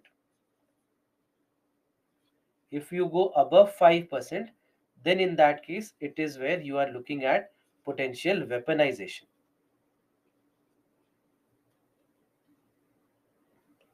So now we are looking towards a potential weaponization above 5%. So that's why if you will see that in the news, for example, US has been saying that Iran has done enrichment up to 85%. So when they say 85% enrichment, it simply means that now Iran has nuclear weapon. Now it has an atom bomb. This is what it signifies. So enrichment becomes very crucial from that perspective, and internationally it is allowed only to enrich up to 5%. Beyond 5%, it is not allowed, because any country which is doing the enrichment beyond 5% is creating an atom bomb, and it is not really working on its electricity program.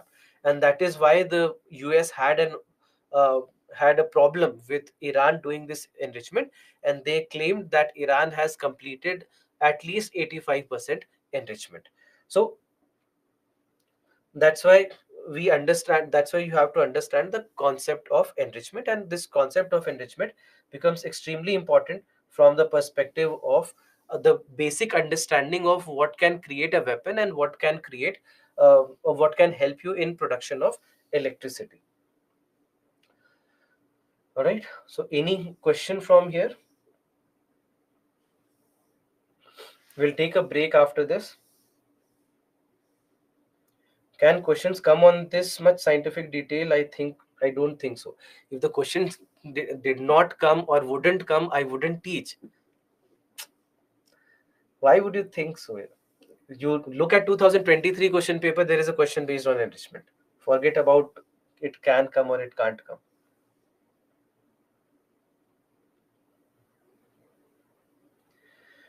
In an atom, there is nucleons, but how suddenly nucleons is unstable? Nucleus is unstable by increasing or decreasing the protons. So see, as long as you are able to maintain a symmetry, and if you are able to maintain decent number of protons and neutrons, it will not be unstable.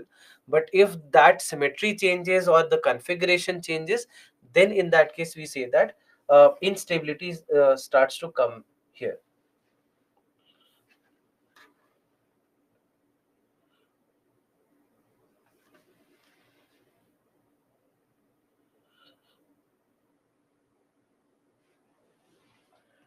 When nucleus goes from excited state to ground state, it is releasing photons. But what is this gamma photon? So see, photon basically is an energy carrier. All right, any kind of energy carrier will be called as a photon. I'm just oversimplifying things. It can be called as a photon. So there can be light photon. So electromagnetic light rays which are carrying energy will be called as light photons. Similarly, when you have gamma photons, it means that gamma rays which are carrying that energy.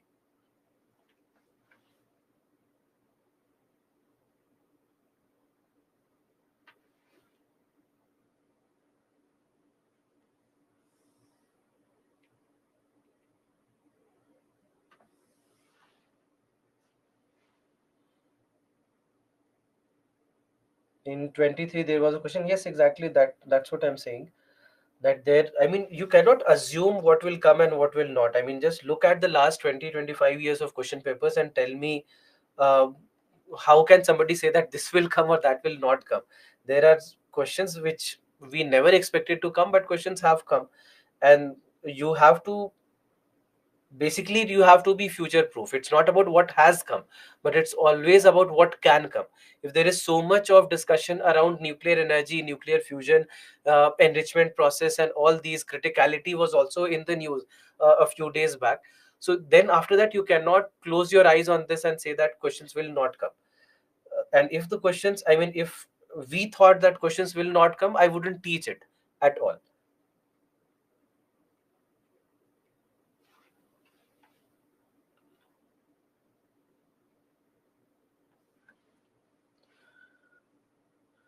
This is not general studies anymore. UPSC should understand that there are, yeah, I understand.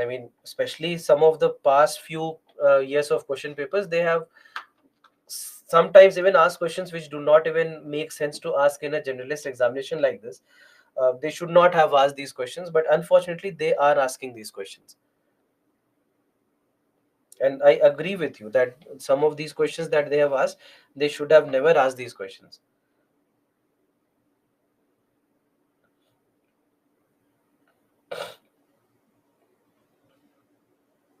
Less than 5% and more than 5% not clear. So what I'm saying is that if the concentration of uranium 235 is up to 5%, all right, up to 5% out of, let's say, this 100 gram of uranium 230, 100 gram of uranium, up to 5% if the concentration is made, then in that case it is usable for electricity. But if the concentration of uranium 235 goes beyond 5%, then in that case it becomes weaponizable, and then you can use it as an atom bomb.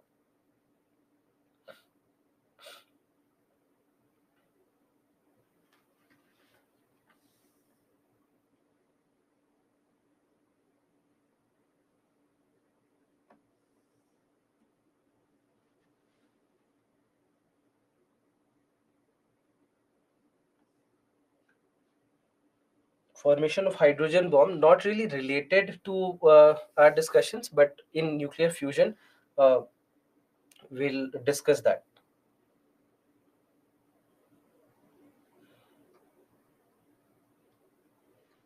For this data, can I refer to my BSc physics books? Not really required, because they would never go to a level of BSc unless it's physics optional. There they can.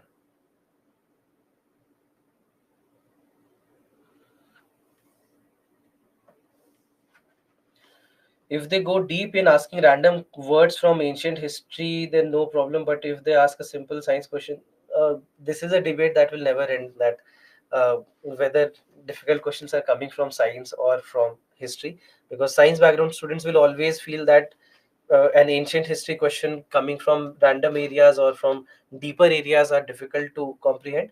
And same will be the case with non-science students when a typical, or let's say a kind of technical question comes from the world of science.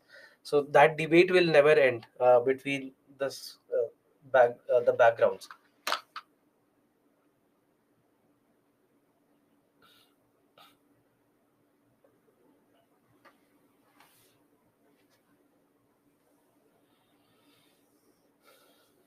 And science also becomes difficult because of the way we have been brought up, the way we have been taught in schools. And even after that, even, I mean, I know many of you are science graduate students, and you also understand how science is taught there. So it also becomes difficult because of that. I mean, these kind of things that I'm teaching, they become difficult because of the way we have been taught all our lives. Because otherwise, if let's say somebody had taken effort in teaching, let's say in class 8th or class 9th, 10th, there are teachers who make a lot of effort. And if you have been uh, a student of those teachers, they would have made your life easy going forward. And I am very thankful for some of those teachers who have been a part of my school journey, which made my life going forward very easy in every subject, I would say. Whether it was from social sciences or from sciences, we had very good teachers, and I would say that I was lucky in that sense.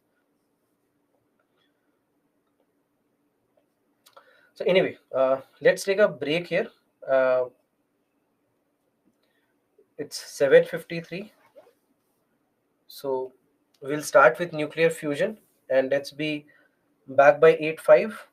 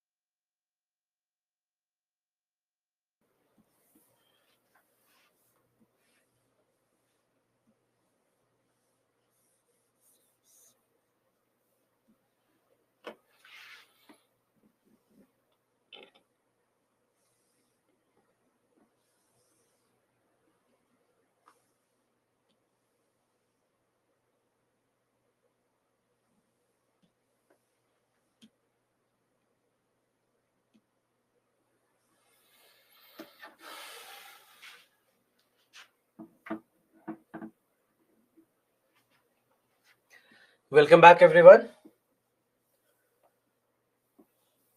So next topic for us is nuclear fusion. So until now, what we are saying is that when it comes to uh, nuclear energy, either it is radioactivity at a natural level or it is nuclear fusion artificially. Another way in which nuclear energy can be released in a huge amount is nuclear fusion. Now, in case of nuclear fusion, what we basically see is that this is where two particles or two nuclei are combining. And while they combine, they release a lot of energy. And this will only happen in the case of hydrogen. This is where what happens is that two hydrogen nuclei, they come together, they fuse together or they join together. And as they join together, this is what releases a lot of energy. So in this case, fusion. So fusion in general, we say that it is nothing but joining. So two nuclei of hydrogen will join together, and when they join together, they release a lot of energy, which is called as nuclear fusion. Now, nuclear fusion can release enormous amount of energy. The energy from the sun, for example, it is an example of nuclear fusion. Inside the sun, these kind of reactions keep on happening. This is what happens inside the sun, that you have two nuclei of hydrogen, they would combine together, they form the heavier hydrogen called as deuterium. Now this deuterium will combine with more of hydrogen to form helium 3. Now this helium 3 is unstable. Helium 3 is unstable, so helium 3 combines with more of itself to form helium 4, and this helium 4 is something which is stable. Helium 4 is stable. So ultimately what's happening is that hydrogen is converting into helium. In all these three steps, this is what the crux of the reaction is, that hydrogen is converting into helium. So this hydrogen converting into helium releases a lot of energy. It releases a lot of energy, and that energy is called as nuclear fusion. Now when it comes to nuclear fusion, what we see is that in case of nuclear fusion, we have to ensure that we bring two nuclei so close that the nuclear forces between them, they become active and they make them to stick together. All right, they make them to stick together, and to make them stick together, we have to bring them very close. Unless you bring them very close, they will not stick together, fusion will not happen. Because unlike fission, in case of fission, what we said is that these are unstable nuclei. They are unstable, and they being unstable means that they can break easily.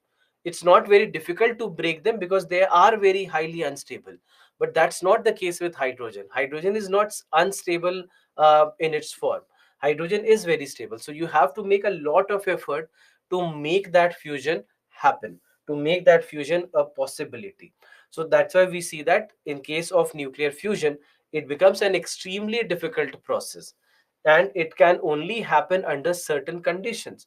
So for example, when you think of the sun is where the temperature is very high, the pressures there are very high, and there is a presence of a very strong magnetic field. So under only these conditions inside the sun, we see that these reactions are occurring. So what are these conditions?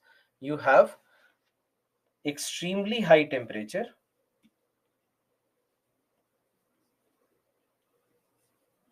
extremely high temperature, extremely high pressure,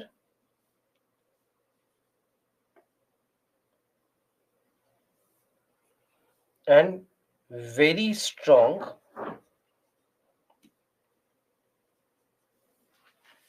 very strong magnetic field.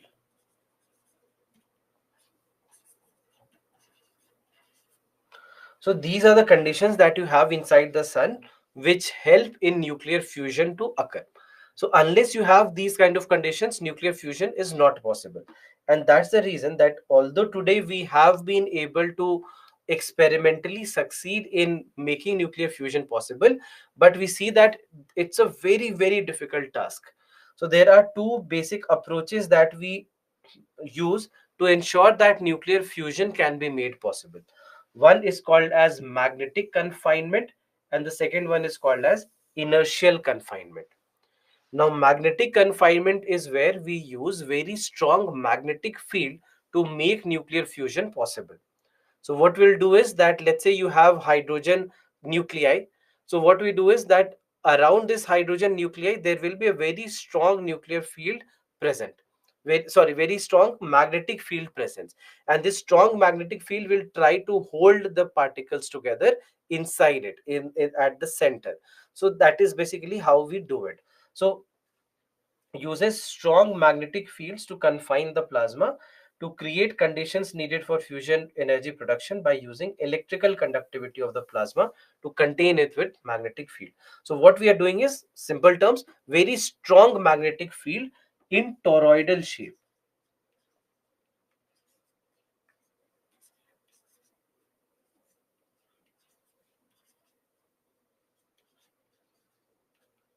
Do you know what is toroidal shaped? Toroidal shape, do you know what is toroidal shape? If you don't, do you recognize this? Do you know what this is? A donut. This basically is like a toroidal shape. All right.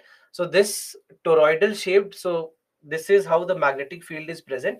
So magnetic field is present like this, and the hydrogen atoms will be inside at the center. All right. So this is called as a toroidal shaped magnetic field. So toroidal shaped magnetic field uh, will be able to capture or keep together all the plasma meaning the charged particles, in a manner you can say, the charged particles which are going to be used in nuclear fusion. So that those particles will be confined inside this strong magnetic field. So what happens is that in case of nuclear fusion, this is something that is produced, that there will be plasma all around. I mean, sorry, there will be a strong magnetic field all around, and inside this you confine the particles, or you confine the energy particles of hydrogen. So ultimately, hydrogen will convert into helium in the presence of these strong magnetic field. So overall, that's why there are these two approaches. So first approach is called as magnetic confinement, where we are using toroidal shaped magnetic field to confine the particles so that they can be brought very close to one another and fusion might occur in them. So we have to create these conditions. We have to artificially create these conditions so that fusion might be made possible. The second approach is called as inertial confinement. Now, this inertial confinement is where we use very powerful laser or ion beams. So, lasers will be used, and with the help of lasers, we'll try to push these particles together and these particles very close to one another. So, we'll be using very powerful energy sources of lasers in this particular scenario, and this is called as inertial confinement. So, these are the two approaches that have been used by the scientists in trying to make fusion possible. Now, last couple of years, especially inertial confinement has been in the news. Inertial confinement has been in the news, and in this case of inertial confinement, this is what we have seen in the news. Just give me one moment.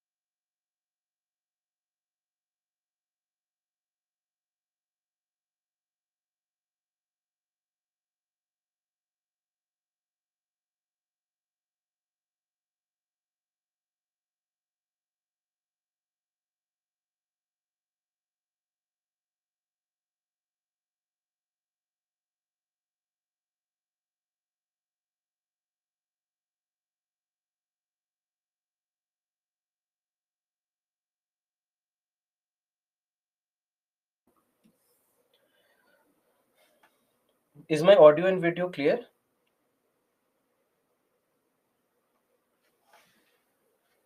It's all good. Okay, wonderful. Huh.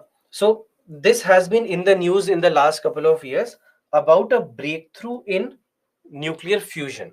All right. So first it was December 2022 and then August 2023 that this breakthrough has been in the news. Now just understand what this breakthrough is. That what kind of breakthrough are they talking about? So both of these breakthrough basically they have been able to achieve with the help of inertial confinement.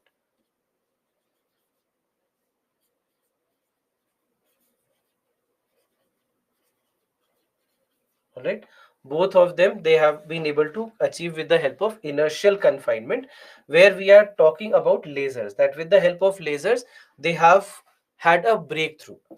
Now what is this breakthrough? Because breakthrough in nuclear energy is something that we have been talking about for a very long time, that in 1920s also, sorry, 1980s also, it used to be in the news that some scientists would say that now nuclear fusion is just 20 years away, and in 2024 also we are saying the same thing, that now nuclear energy is just 20 years away. So this 20 is not becoming 19, but 20 is what we have been saying. So understand what this breakthrough is, that this time again they are saying that this is a big breakthrough that they have in nuclear energy. And the breakthrough basically was that for the first time uh, we were able to get more energy out of nuclear fusion than amount of energy that we consumed. So we consumed less energy and produced more energy for the first time. Because until now what's happening is that although experimentally we are saying that we have succeeded with nuclear with magnetic confinement and with inertial confinement, we have succeeded. But what's happening is that we are using more energy and producing less energy. Then what's the point? That if you, let's say, are using 100 joules of energy to produce 50 joules of energy, that's negative energy. You're not generating energy, you're losing energy. But for the first time in nuclear fusion, now they have been able to produce some or generate some extra energy compared to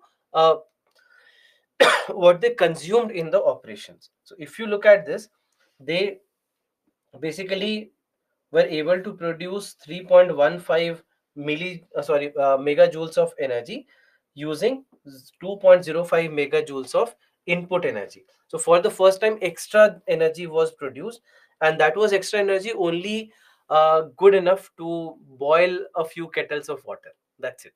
But at least extra energy for the first time they have been able to produce. All right, they have been able to produce extra energy for the first time with the help of nuclear fusion.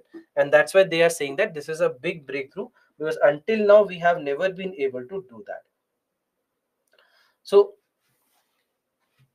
this is basically where we see nuclear fusion headed, because with nuclear fusion there are other aspects of it also. For example, there is another experimental reactor called as the International Thermonuclear Experimental Reactor, or ITER. Now this ITER is where magnetic confinement is being tried. This is about magnetic confinement. Right. It is about magnetic confinement, and magnetic confinement will be, and this is something to be operational in the next 10 years. It is still under construction, and still a lot of uh, modifications and design aspects are being looked after, and by 2035 it probably will be operational. So this experimental reactor is where we are trying to demonstrate that we can produce commercial energy from fusion, that electricity generation which is usable in our daily lives is possible with the help of uh, magnetic confinement. All right, so now in this particular scenario we have seen that a lot of countries including India are a part of this experimental reactor. Initially it started with the formal Soviet Union, the US, European Union and Japan, and after that later India, China and South Korea also joined this experimental reactor. So in this manner what we see is that now there are these 7 member countries which are a part of this reactor, where we are trying to make nuclear fusion possible. So that's why there are a lot of things with regards to nuclear fusion. And when we think of nuclear fusion, there are a lot of these aspects that we have to also understand. That this, when it comes to, for example, this ITER, this right now the construction is happening in France, and India also has been contributing to it. Some of the parts like cryosphere, etc., have been designed by India, and similarly other countries are also working on it. Similarly, another thing that we have seen is that there was the largest fusion reactor, that is Japan's JT60SA, that became operational or was fired up for the first time this just 2 months back, on 31st of October 2023. So again, we see that all these are small things that will become very crucial in the coming years, because all these are building up to better use of magnetic confinement, where we can get uh, this plasma, this magnetic confinement working. So we have to see where we go and what exactly we do. But one thing we should understand, that nuclear fusion is the future. Nuclear fusion is very, very important when we look at the energy security of the world, because the kind of energy that we'll be able to produce from nuclear fusion will have a lot of advantages. That right now, although the world has been talking about renewable energy a lot, and nuclear fission energy, you can say, still is getting some traction, but nuclear fusion is not really something that has been talked about a lot. And it becomes very crucial for us to understand that it's going to be very, very crucial for the energy future of the world, not only India, that nuclear fusion becomes a possibility. Just one moment, please. Some issue.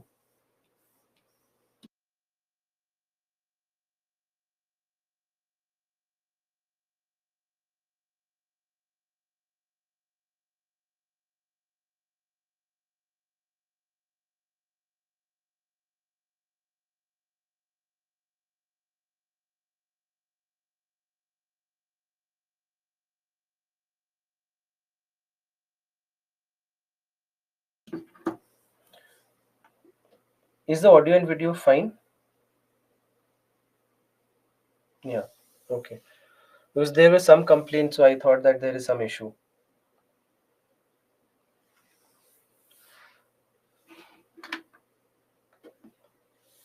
Hmm. Okay.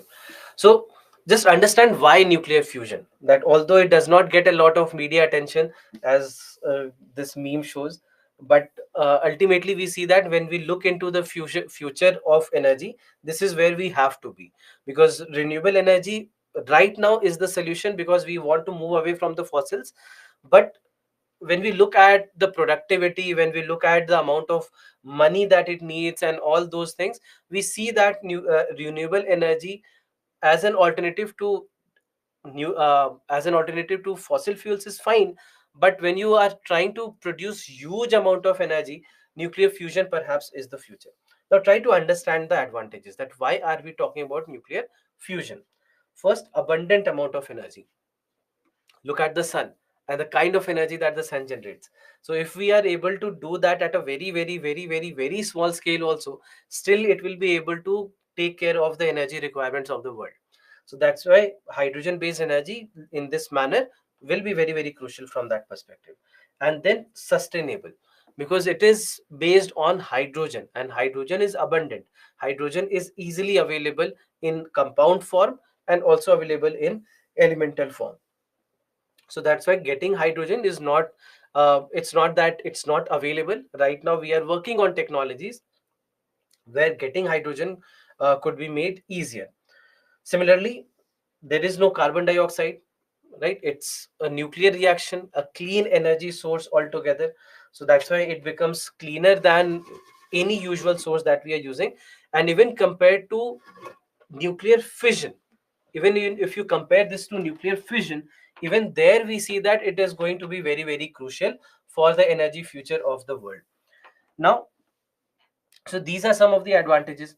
Plus then there are no long lived radioactive waste. long-lived radioactive waste. So now, when we say long-lived radioactive waste, this is a problem with nuclear fission, because with nuclear fission, the waste is uranium, or waste is any radioactive element or some of the radiations that are emitted from there, and they are long lived meaning that they will be in the environment for a very very long time. Just imagine, for example, plutonium, one of the fuel for nuclear reactions. Plutonium can be there in the environment for a very very long time. The half life of plutonium is said to be 20,000 years, meaning that if you have 100-gram sample of plutonium, it reduces to 50 grams only in 20,000 years. So just imagine that it takes so much amount of time, and that's why it will remain in your environment, in your atmosphere for a very long time. So that is where the problem lies when it comes to nuclear fusion. All right, so in case of nuclear fusion, what we see is that this is one of the problems. Sorry, nuclear fission, this is one of the problems. So long lived radioactive waste is, this is a huge issue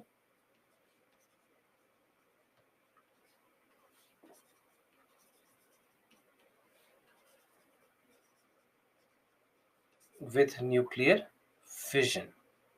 All right, this is a huge issue with nuclear fission. Then limited risk of proliferation. Do you know what is proliferation?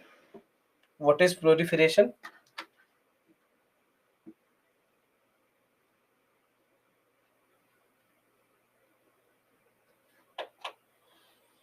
Yeah, spreading, increasing, correct. So, in a manner related to weaponization, as many of you have said.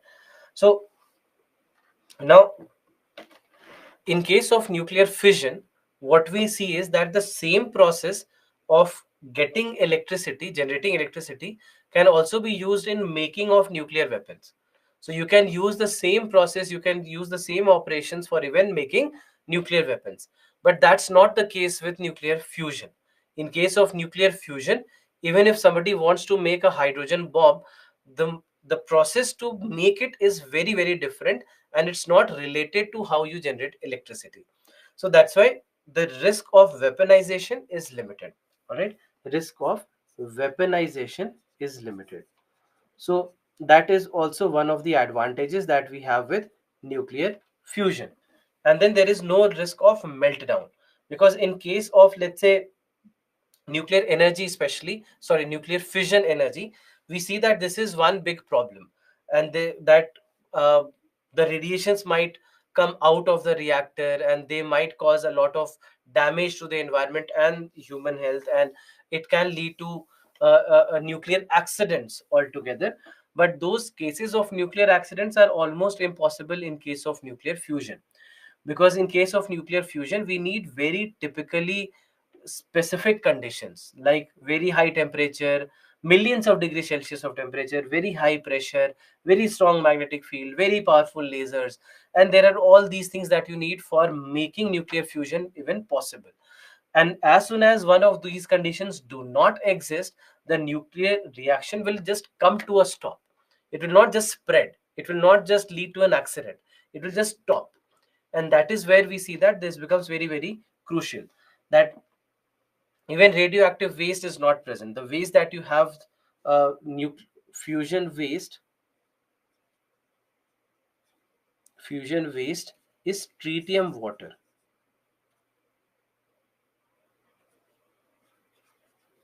Fusion waste is tritium water. So tritium water basically is something that we denote as T2O. So tritium water is highly radioactive but very quickly changes into normal water. So it does not cause pollution, it does not cause radioactive pollution, which is the case with nuclear fission. So that's when nuclear fission will cause pollution, nuclear fusion will not cause pollution. So that is again something where we see that nuclear fusion has an advantage. And overall the cost, once we crack the use of nuclear fusion, once we understand how to use nuclear fusion, it will really reduce the cost of energy production as well. So overall it will become cheaper source of getting energy as compared to any energy source that exists as of now. So that's why we see that there are so many advantages that nuclear fusion has. And that's why when we talk about the energy future of the world, we see nuclear fusion there, and we expect nuclear fusion to make energy availability easier for the world, safer for the world, and also cleaner for the world. So that's why there are all these advantages that we have with nuclear fusion. There is this one question that was asked in your 2016 paper. Please read the question. It's a very easy question.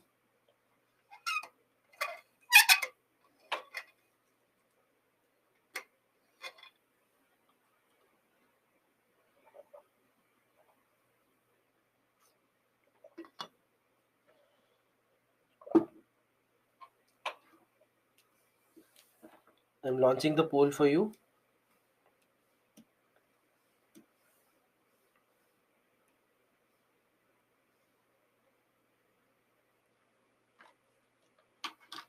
Please mark your answers.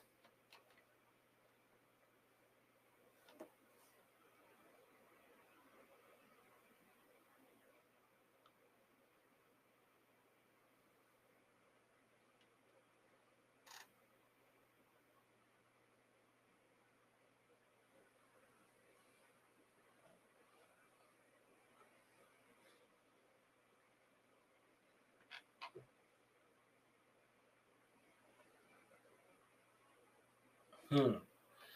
60% of you have given the correct answer, but I expected more. Let me discuss this with you. India is an important member of International Thermonuclear Experimental Reactor. If this experiment succeeds, what is the immediate advantage for India? So, what did we discuss about ITER? We discussed that this is where we are making use of magnetic confinement, right? Magnetic confinement, and India is also a part of it. First is it can use thorium in place of uranium for power generation. Now we don't use thorium or uranium for nuclear fission, sorry, nuclear fusion. We use it for nuclear fission. So that's why this is wrong. It can attain a global role in satellite navigation. Now, nothing to do with satellite navigation. We are talking about energy. It can drastically improve the efficiency of its fission reactors. We are not talking about fission reactors. We are talking about fusion, and making fusion even possible, not about increasing the efficiency. We are trying to make it possible at all, if at all. So that's why this is also wrong. It can build fusion reactors for power generation. This is what we are trying to do. We are using magnetic confinement for making energy, I mean nuclear energy possible, nuclear fusion energy possible. So that's the correct answer will be D. Any question from here with nuclear fusion?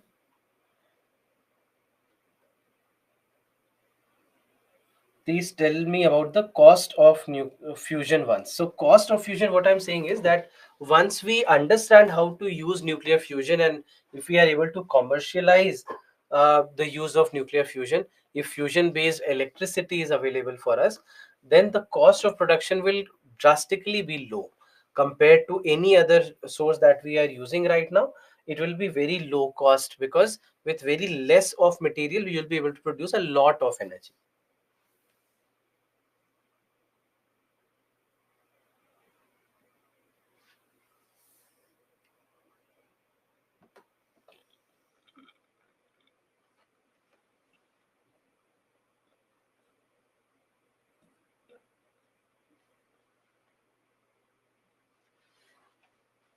If nuclear fission is needed for happening of fusion, then how can we avoid disadvantage of fission? uh, Here we are using hydrogen, and fission is not directly related to fusion here, because fission is where you are using very bulky atoms or nuclei of high, let's say of uranium, whereas in case of fusion you are using hydrogen. So you do not need fission for using hydrogen. You are basically fission, I mean, if you are talking about breakdown of, let's say, compounds like water into hydrogen, that's not fission. That's a very different process.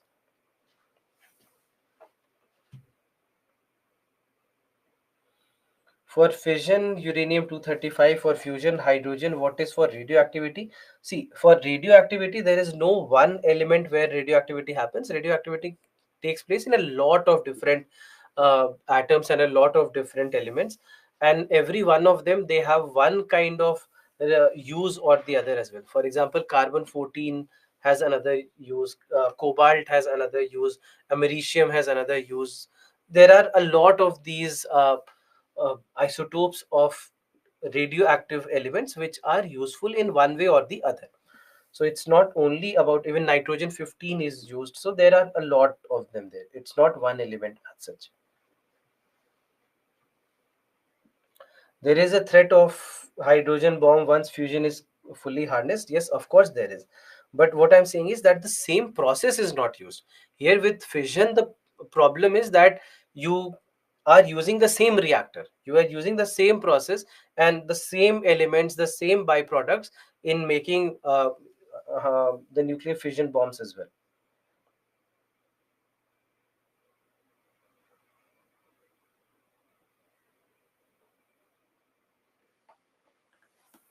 Which is cheaper, fusion or fission? Right now fusion is not even a reality, it's just in the experiments. So right now, of course, it is fission, but once we are able to harness fusion completely, then it will be nuclear fusion.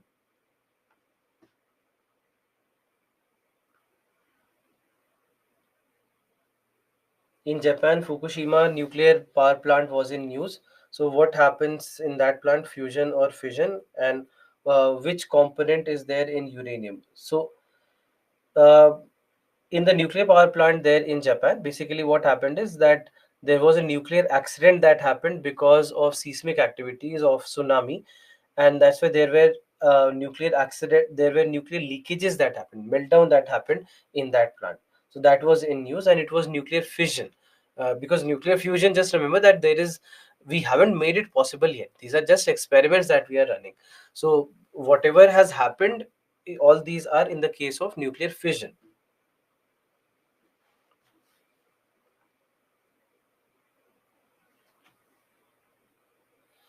There are already nuclear plants in India. Why India is looking into ITR? ITR is fusion. We do not have fusion plants here in India. We have only fission plants. All the reactors are nuclear fission reactors. I just told this now that nuclear fusion is just in the experiments right now. We are not producing energy out of nuclear fusion. All the energy that we are producing is only and only out of nuclear fission.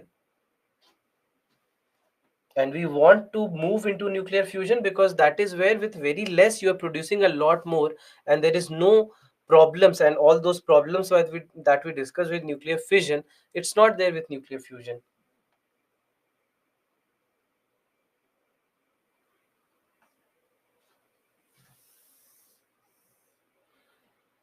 Will there be zero nuclear waste in case of nuclear fusion? I would not say zero nuclear waste, I'll say very very minimum nuclear waste. Is there any disadvantage of fusion? Disadvantage, first and foremost, is the fact that the technology itself is very complex and very difficult to implement. The kind of conditions that you need is not easy to get. We are talking about millions of degrees Celsius temperature. So generating that temperature itself is going to be a big task for us. What did we discuss about tritium water? So tritium water, I'm saying, is tritium water is the waste that you get out of nuclear fusion, radioactive waste generated by nuclear fusion. But tritium water uh, is very highly unstable and quickly converts into normal water, so that's why it does not cause pollution.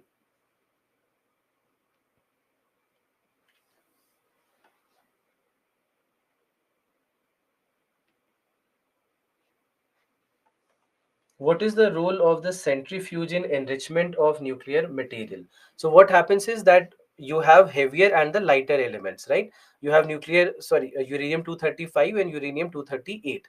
So what happens is, when the centrifuge works, the lighter particles, that is uranium 235, will separate out, the heavier particles will settle. So very similar to centrifugation that is used, let's say, even if you are uh, uh, trying to get fat from milk, that if you're trying to separate fat from milk, what do? You use centrifuge there also, that you will try to use some kind of whisk or something that will keep on rotating in the milk, and will be able to separate out fat from that milk, right? So something similar, the process of centrifuge is being used in this particular scenario also.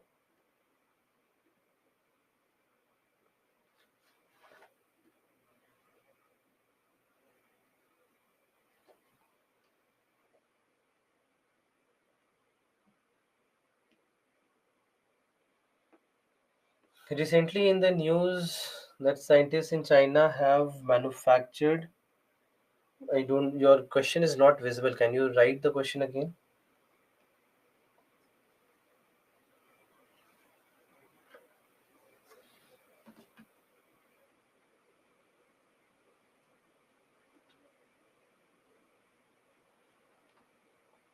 How we threw one neutron, one on atom for fission in reality. This is what we are going to discuss now. Recently, it was in the news that scientists in China have manufactured an artificial sun. Does that mean that they were successful in coming up with a nuclear fusion reaction? Yes, this is also nuclear fusion reactor, but again an experimental reactor where they also exceeded. I mean, they also succeeded in their experiment. All right, so it's only experimental from that perspective. This also.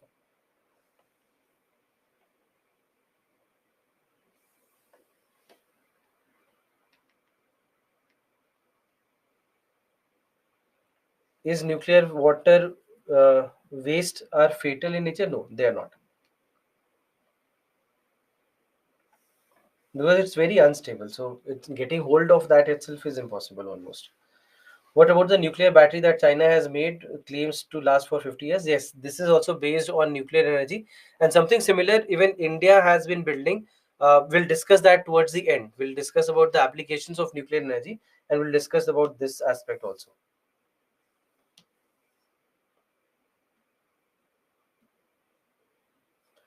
All right, so let's move on.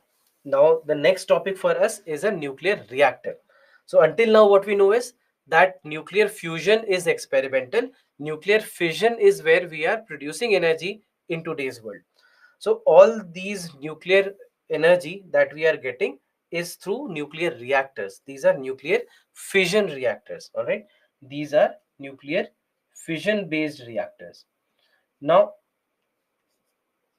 in case of a nuclear reactor, this is a typical simple design of what a nuclear reactor looks like.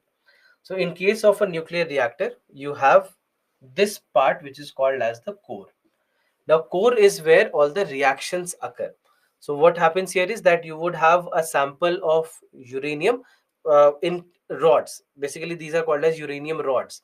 So, these uranium rods, or you can say uranium fuel, will be there uh, inside the core. And now, what happens is that we take uh, we isolate neutrons, and these neutrons will be bombarded inside this core. So then a lot of neutrons will be produced, and these neutrons will keep on bombarding more of the uranium 235 sample, and in this manner they will keep on producing a lot of energy here in the core. And as they produce this energy, a lot of heat is generated. All that heat is the heat energy that you are generating here. So there will then be a coolant, and the role of the coolant will be to take away all the energy, take away all the heat from inside the core towards the turbine. Towards the turbine, where the heat will be taken to the turbine, leads to the rotation of the turbine, and thus you are able to generate electricity from there on. So a coolant will be used to carry all the energy that is being made or generated inside the core. Here in the core, we also have something called as control rods. Now the role of the control rods basically is to number of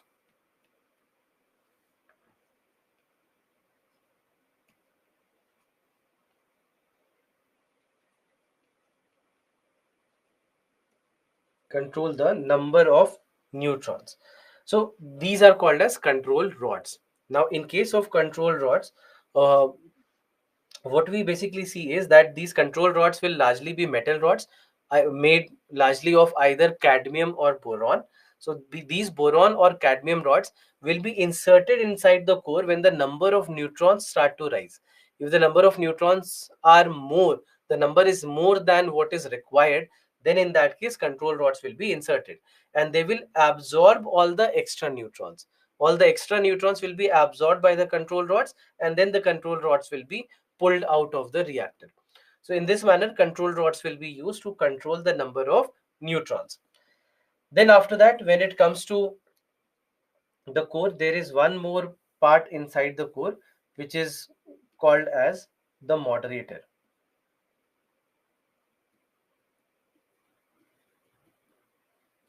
We have the moderator here. Now the role of the moderator is to control the speed of the neutrons.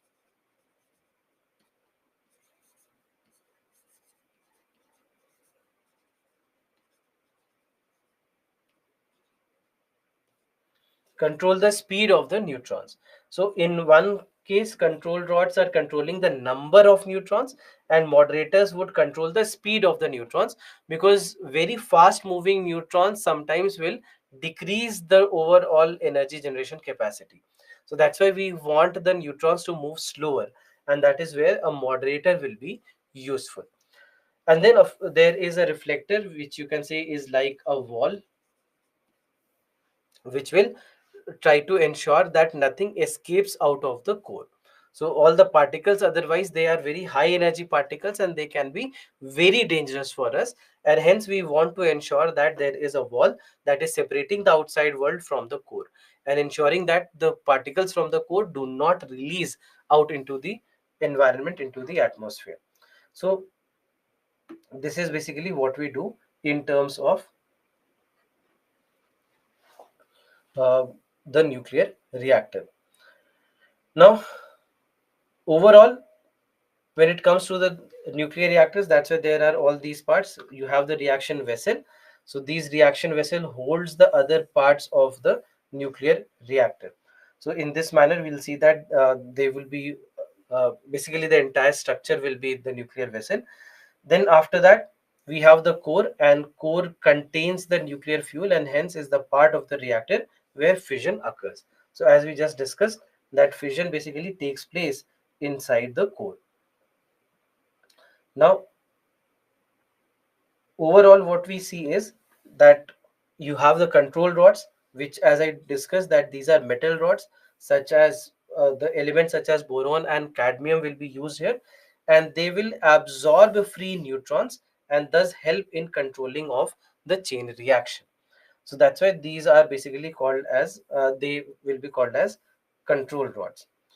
Then after that we have moderators. Now in case of moderators, there can be water or carbon, graphite is used, and all these can be used. Liquid sodium also sometimes can be used as coolant.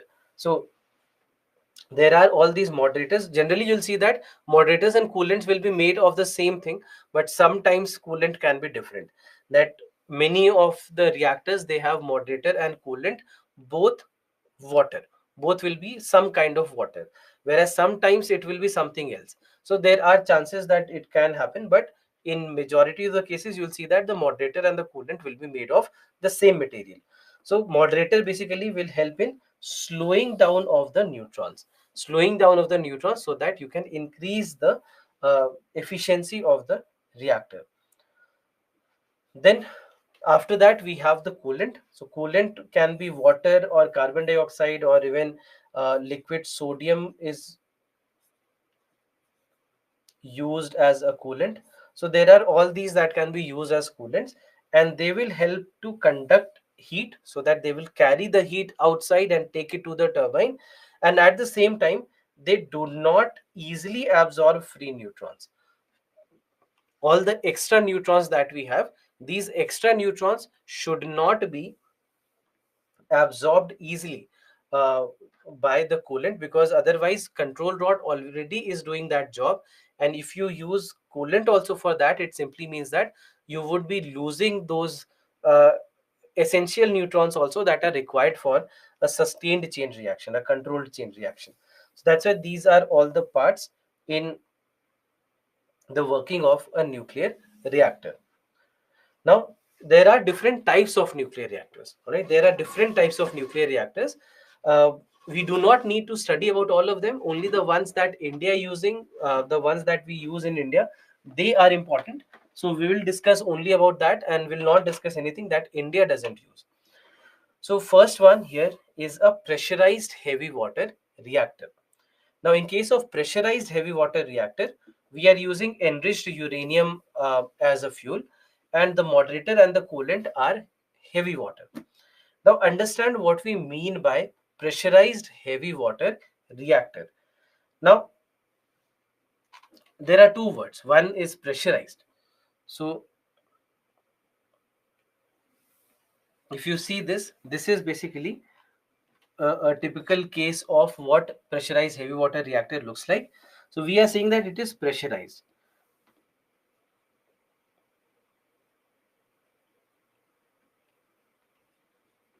Pressurized meaning that a higher pressure than usual is maintained in this reaction. Now, in this particular case, just understand why pressurized, why heavy pressure, why high pressure. Now, something that we have discussed in case of geothermal energy also. Do you remember that? What happens when we have high pressure? Can you guess the answer? I'll tell you the answer anyway.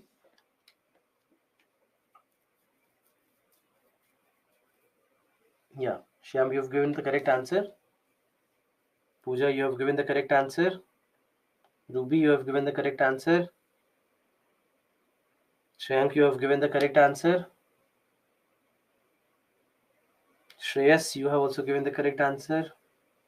Wonderful. So a lot of you have given the correct answer here. So what we are saying is that when you are at high pressure, the water can absorb a lot of heat without converting into its vapor form, into its steam form. So even if you have a temperature of, let's say, 150 degrees Celsius, even then the water is there in its liquid state. It does not vaporize into its steam phase. All right. So pressurized heavy water reactor. So pressurized mainly because we maintain high pressure. So at high pressure,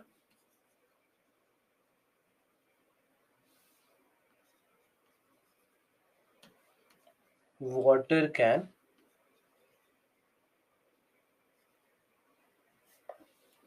absorb more heat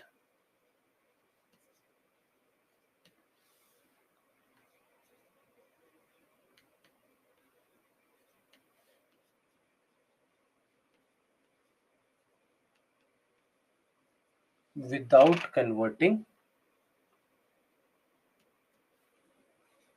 into steam,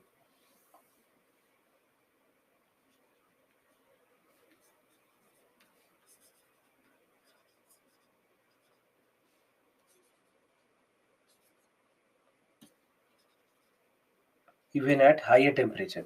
So that's why if you have temperature even above 100 degrees Celsius, even then at high pressure, water remains in its liquid state and is able to absorb a lot of heat.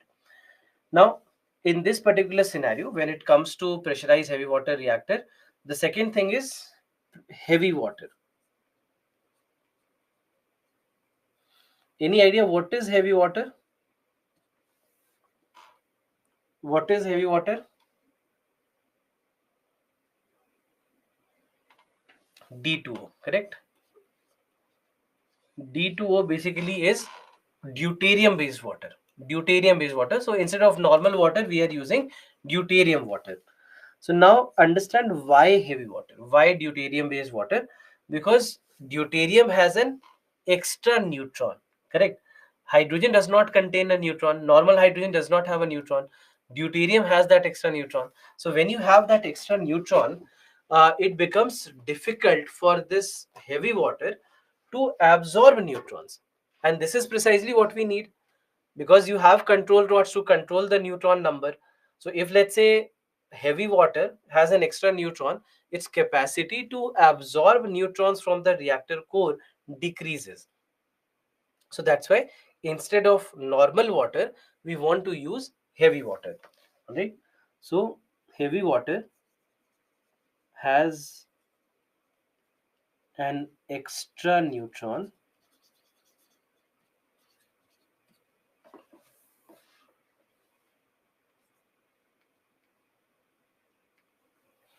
because of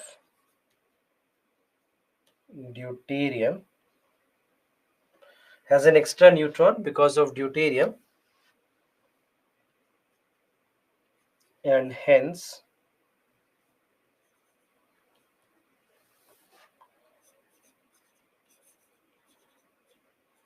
its capacity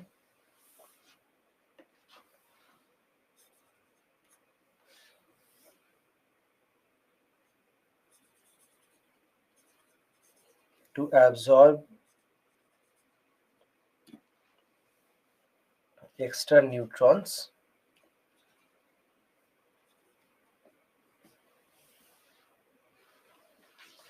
is very low.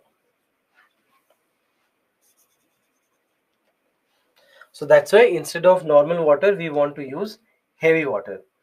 Now then the question arises that in that case, can we not use tritium water? The tritium water has two neutrons. Heavy water has just one neutron. Tritium water has two neutrons. So why not use tritium water instead of heavy water?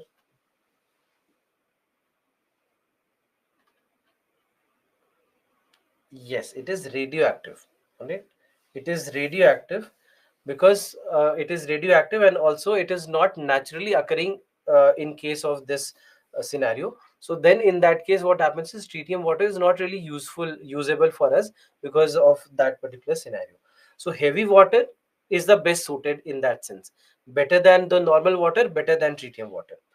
So now what happens is that, so that's why pressurized heavy water reactor, that we are maintaining high pressure here, and you can see that you have the control rods will be inserted, you have the fuel elements which are made of uranium, and the reaction goes on. Now because of heavy water, what happens is that water is at its in its liquid state. So then we have a steam generator, and then in case of steam generator, water will be converted into steam. So you have the steam, this steam will be then carried to the turbine.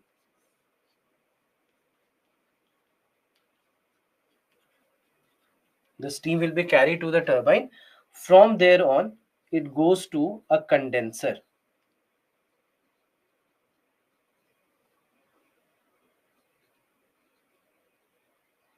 It goes to a condenser, and then after that, through a pump, it comes back. So the steam goes to the turbine. From there on, the steam goes to the condenser, where steam will be converted back into water. So here, for example, you still have steam, and now this steam converts into water, and then water will be pumped back into the reactor core. So in this manner, we see that this is how a pressurized heavy water reactor works. Now another reactor that India has used, and these were the first two reactors that India started using. These are the boiling water reactors. Now, the first two reactors that India introduced were boiling water reactors, and then after that, later on, we also started using pressurized heavy water reactors. But before using pressurized heavy water reactors, we were using boiling water reactors. Now, in this case also, the fuel is the same, that we are talking about enriched uranium. Moderator and coolant here also is water. Now this is normal water, this is not heavy water, normal water.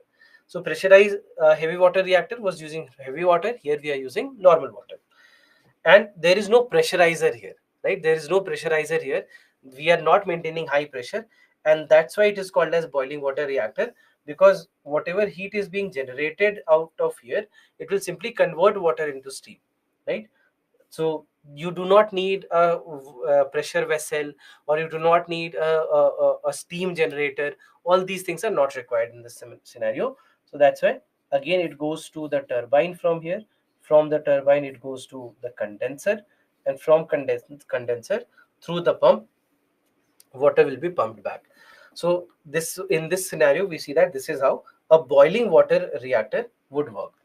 Now, boiling water reactors, just remember this, that they're not as efficient as the pressurized heavy water reactors, although the design is very simple, but not as efficient. So that's why the first two reactors that India built were boiling water reactors. But after that, now until now, there are at least 18 pressurized heavy water reactors that India has built. So overall, these are the two reactors that are the most widely used. And then after that comes a very, very important reactor called as the fast breeder reactor.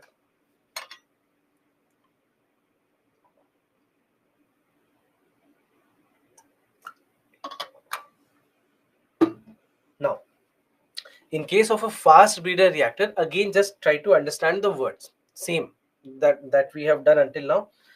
Fast and breeder. Two words you have here, fast breeder reactor. Now, when it comes to fast breeder reactor, why the word fast? Fast because here we do not try to slow down the neutrons. In case of the other reactors, we were slowing down the neutrons. And what is the part of reactor to slow down the neutrons? What is the name of the part?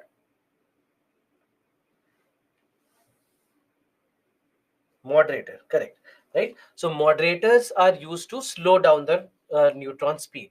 So what happens in this case? There is no moderator. So that's why in this particular scenario, they don't use a moderator.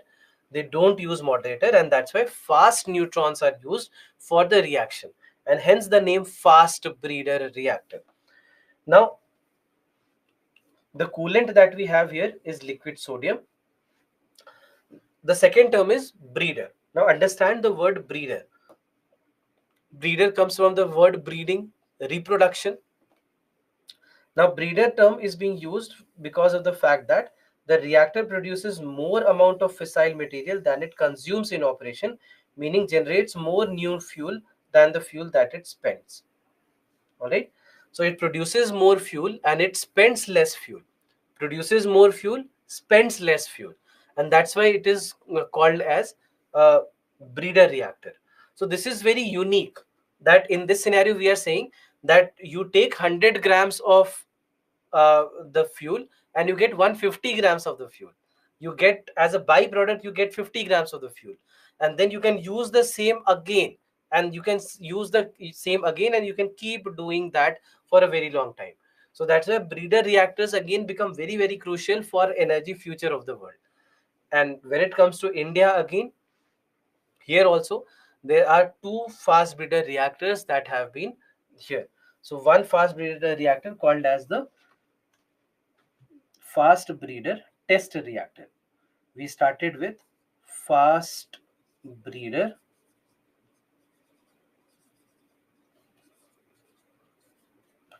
test reactor. Fast breeder test reactor. Now, in case of fast breeder test reactor, this is something that has been operational in India for more than 20 years now, and we have been getting energy from it. After this, India also has been working on another reactor. So this is construction completed or constructed. And the second one is the prototype fast breeder reactor.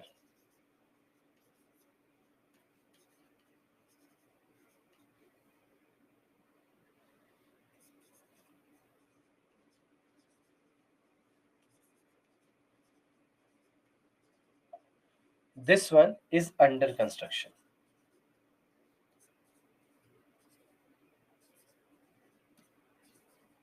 Now, it has remained under construction for a very long time. All right. For example, back in 2012, when we had the former government, uh, they were asked in the parliament that when are these react? I mean, when is this prototype fast breeder reactor going to be operational? So they had said that in 1-2 years of time, 1.5 years of time, this will be operational. So I'm talking about 2012. Then in 2022, the same question was now asked by the former government to this government, that when are we starting the operations of the prototype fast breeder reactor? The government gave the same answer again, 1-2 years. In a couple of years, it will be operational. So 10 years apart, the governments have changed. The answer has not. The answer still remains the same. That it is still going. It is going to be uh, under use very soon. Now, understand one thing. As far as the news about prototype fast breeder reactor goes, it is believed that the construction has been completed for a while. It has been a long time since the construction has been completed, but the scientists are worried about the safety factors. These are unofficial reports that scientists are worried about uh, pro- the safety factors, and that's why they are trying to make it safer before they can give a go ahead to start using it. So that's why there are parameters on which they have been working to ensure that it is sound and safe before we start its operation. And that is basically where the delay is coming from, is what is expected. We cannot confirm this report because it's not official, but this is what uh, the word is about the prototype fast breeder reactor, because we understand that these reactors are going to be the future. Because once we start using these prototype fast breeder reactors, or any breeder reactor for that matter, we'll be able to use them for a very, very long time. And that is where we want to be. So this is a typical fast breeder reactor. Now, these diagrams are not required. You need not know exactly what this diagram is and how to, if at all. I mean, in the mains examination, you do not have to draw all these diagrams. Only the first line diagram that we had seen, the most you can do is use that diagram. Don't go beyond that. Don't try to think of even drawing these kind of reactors. So, and although it's pretty same, you have the same core, you have the same control rods. Again, from here on, you'll see that you are using the coolant will carry the heat out. So, and again, there will be steam generator here, and from the steam generator you are going to the turbine, from there on to the condenser, from there to the pump, and then again the same cycle continues. So the cycle is the same, the flow is the same, there's no difference there, just that the participants are different, correct? Otherwise it's more or less the same flow that we have seen in all these cases.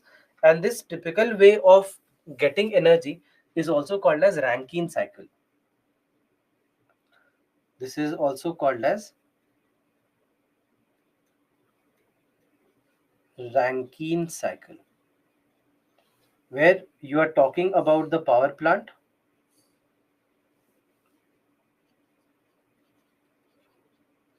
You're talking about the power plant. From the power plant, the steam goes to the turbine. From the turbine, it goes to a condenser.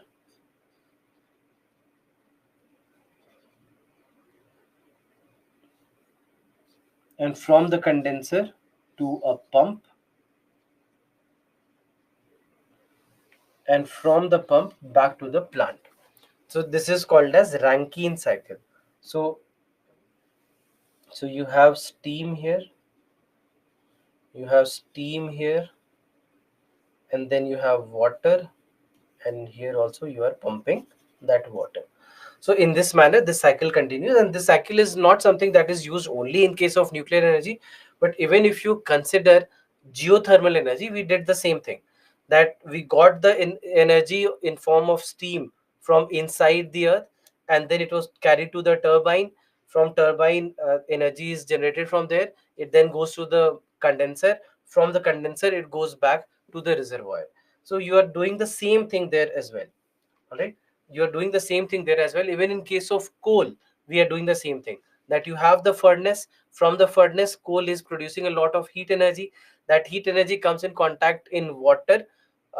There is the boiler, and hence the water comes in contact with this heat generated by burning coal, and this water in terms of steam will be carried to the turbine, from their condenser again pumped back to the uh, coal fired thermal power plant. So in all these kind of cases, we see that we more or less are using the same system.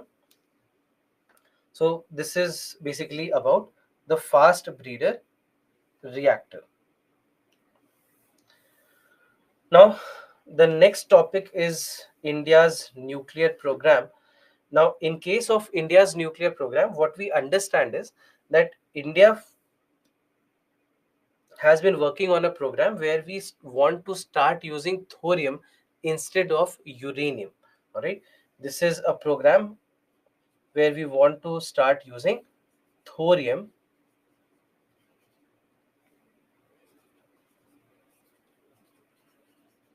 instead of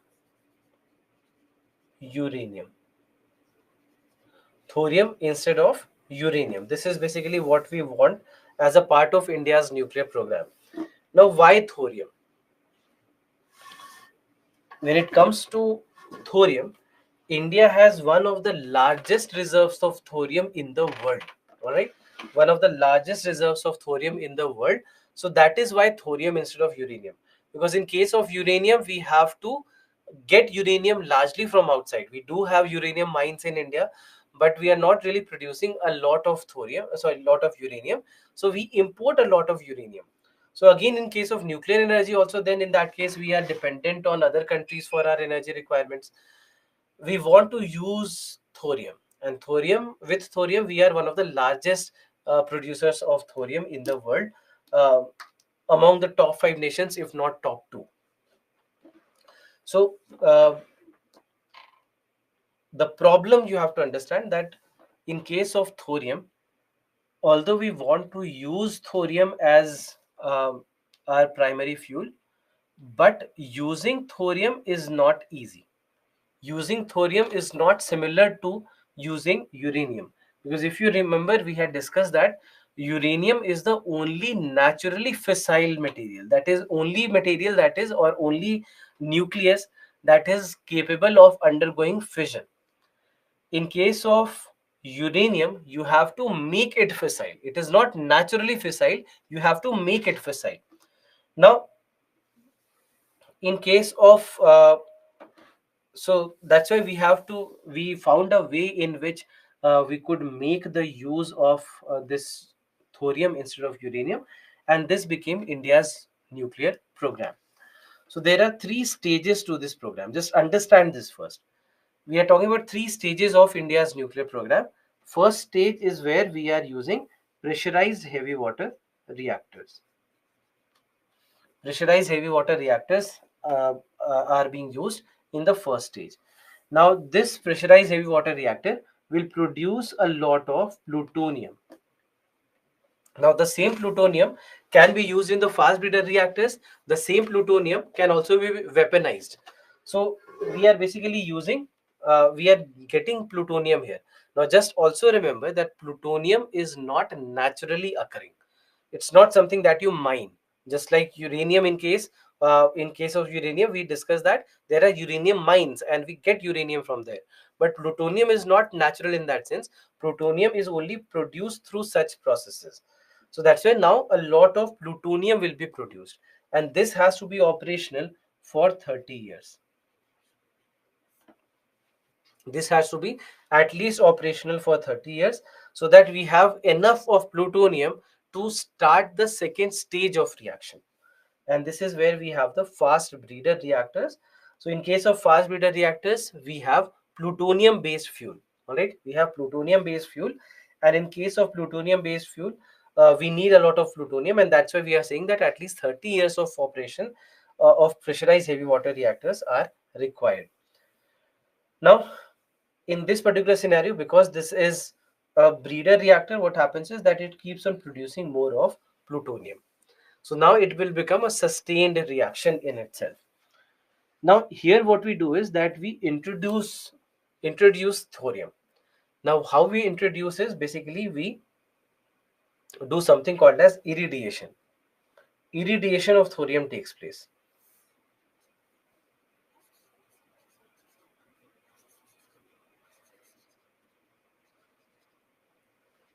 Irradiation of thorium. Now just understand this, that what do we mean by irradiation of thorium? Now when it comes to thorium we discussed that naturally it is not fissile.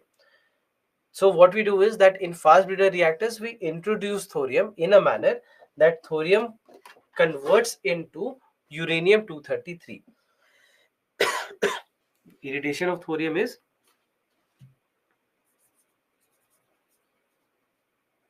passing radiations through thorium,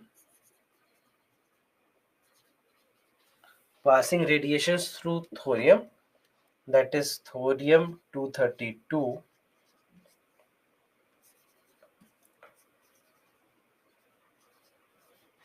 to convert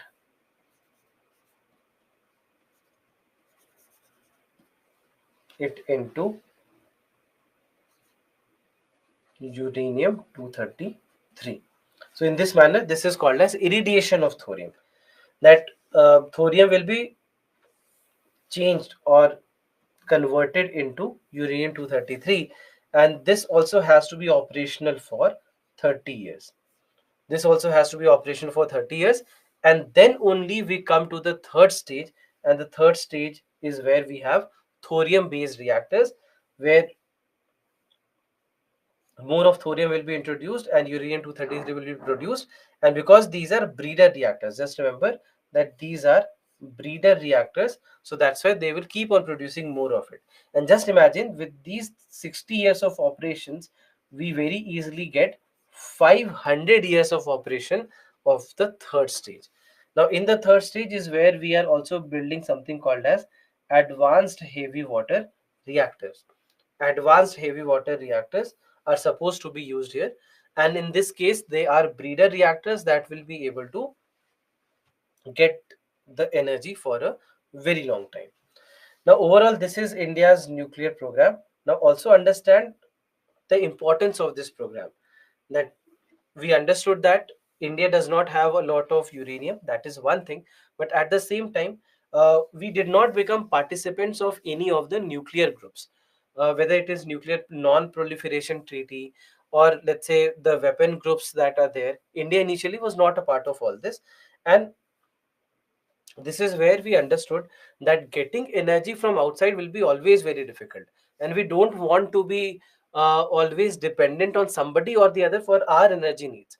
So that is where the concept of using thorium comes into the picture, and this is where Dr. Homi Jahangir Bhabha has played a big role, a very significant role, because he was one of the pioneers in nuclear energy in the country in the 50s and the 60s. So he did a lot of work. He was the one who actually had designed this entire program. This was his idea, that this is how we can ultimately start using thorium, because for using thorium you need first uranium 233. You need to convert thorium into uranium 233. For that, you need the operations to happen here, and for these operations you need fast breeder reactors. Fast breeder reactors are plutonium based, so you need plutonium before you can begin the second stage. So that's why the first stage is also required. So in the first stage, plutonium will be produced. In the second stage, this plutonium will be used in the fast breeder reactor while irradiation of thorium happens, and this thorium will keep on getting irradiated and convert into uranium 233. Also remember that uranium 233 is also not natural. All right, it is also not natural, and hence it can keep on running. uh, Sorry, because it is also not natural. So then in that case, what happens is that uh, it cannot be used to run the operations unless you are producing it in another operation. So that's why these three steps were required, because directly we cannot use thorium. We have to make those conditions under which thorium can be used. So that's why he was the one who basically had set up this program altogether, and he has been one of the most important scientists in the early development of the country, because this is where we saw that whether nuclear energy or space technology or defense, some of these scientists played a very, very important role. Unfortunately for India, he died early. He did not live for very long. There was an accident. There was uh, a helicopter accident in which he had lost his life. So unfortunately, it happened very early, and he was working on a lot of projects uh, for India when all this happened. He was working very fast, and this was also something which has been kind of a controversy, because when he died, mm, the US intelligence was already looking towards India's nuclear program. They had a hunch that India might be also working on nuclear weapons, that it's not only a peaceful use of energy that India is working on, but maybe also making weapons out of it. So, especially what happens is, especially his name used to come a lot in all these scenario, that he is one of the pioneers here. And it is said that the accident that happened, it was not just to some malfunction here and there, but something that was set up by the Central Intelligence Agency, or the CIA of the US. Now, whether this was correct or not, whether this was the case or not, it's very difficult to know whether it happened or not. But this is how the story goes. But unfortunately for India, he died early in an accident. So this is what we are doing with India's nuclear program. Now, let me end the session here. There is one portion, again, 15-20 minute portion that is left in this chapter. We'll do that tomorrow. And then we'll begin with our next chapter. And this is the chapter of space technology. Another chapter which is going to be extremely important for us from examination perspective. So we are going to start with that chapter in tomorrow's class. Meanwhile, if you have any questions, if you want to ask anything, please let me know.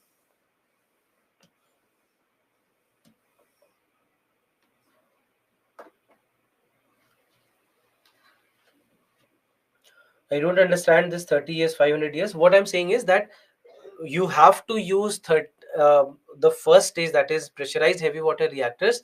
They have to be used at least for 30 years, so that you have enough of plutonium that can be used for the fast breeder reactors. And these fast breeder reactors also have to be used at least for 30 years, so that you have enough of uranium 233, so that you can begin the third stage of reaction, which can then keep on producing energy for us for the rest 500 years. Have we achieved first and the second stages from the power plants? See, largely you can say that we are still in the first stage, although second stage operations have begun, but mostly we are in the first stage itself, because there is only one reactor of the second stage, and there are 20 reactors altogether which are in the first stage.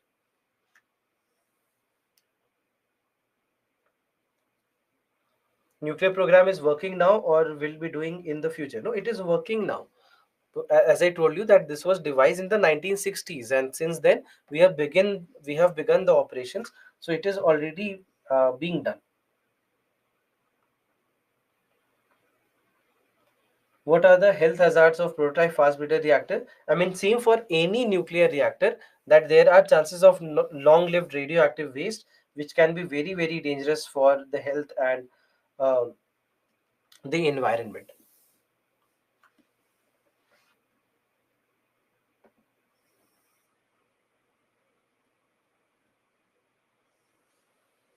Which fuel was used in Pokhran 2? This was plutonium. Plutonium-based test was done.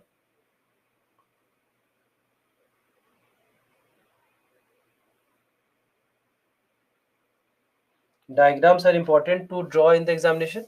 I would say not.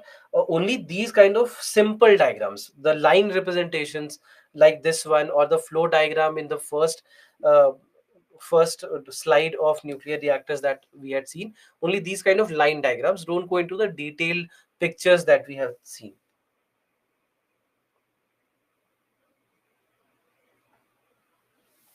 For plutonium, uranium 235 or 238 is required. Actually, both are required. Uranium 235 can in its operation produce plutonium 239, but irradiation of uranium 238 can also help in producing uranium 239, plutonium 239. Enrichment process is not clear. Enrichment, what we are saying is that we are trying to increase the amount of uranium 235. So percentage of uranium 235 from just 0.7% to bring it to 3 to 5%.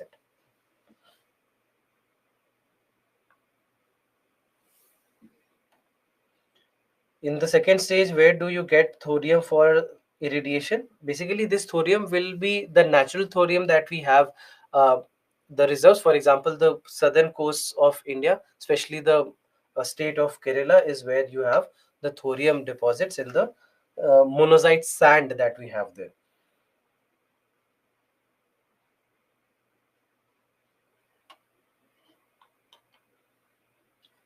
Can we skip the Byju's books and completely rely on your PPT? As I told before, that there is no need of any external source, be it the book that we might have given or any other book that is available in the market. Just focus on what we are doing in the classroom, plus the current affairs that we are giving to you. That's it. That is enough.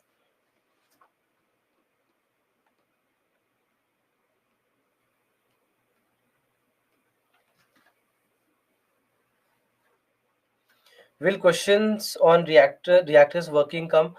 They actually have asked this question multiple number of times. The reactors and how these reactors work, they have asked this multiple number of times.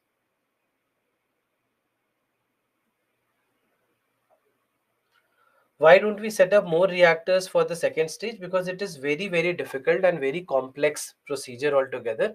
So just imagine that only building two reactors has taken us more than 30 years of time. So it's not that easy.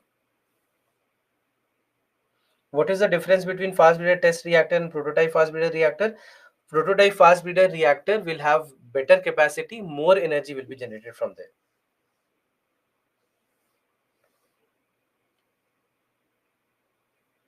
Where do they consume water to use for reactors, and in places these plants have been installed? So water, fresh water will be used here, treated water will be used, and then after that it will be used in the operations. What is thorium reactor used in the third stage? It is called as advanced heavy water reactor, which is under construction right now. We haven't started using it yet because we are still in the nascent stage of uh, second stage itself. So it is going to take some time.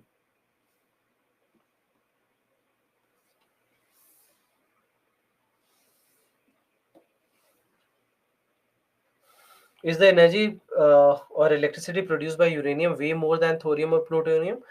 We can't really say that because from thorium also you are getting enough of energy. So it's almost comparable in all these cases. Do we need to study research based papers to know current affairs? No, not at all. Not at all. Because anything important will automatically come in the newspaper. So, newspapers, PIB, uh, articles from the magazines, that's it. So, don't go to the research papers. It's an unending job otherwise.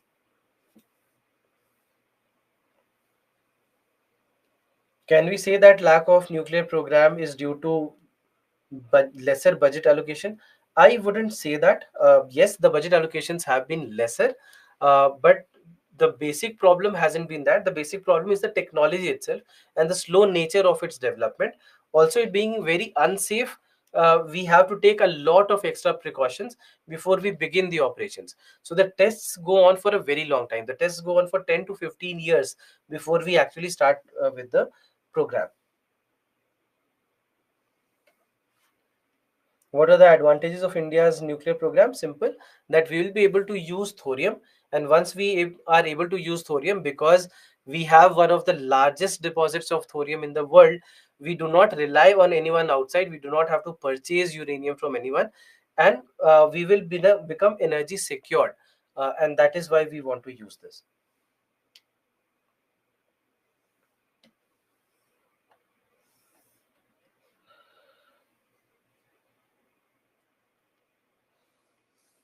You said we are using fast breeder test reactors for the last 20 years, but we are still in stage one.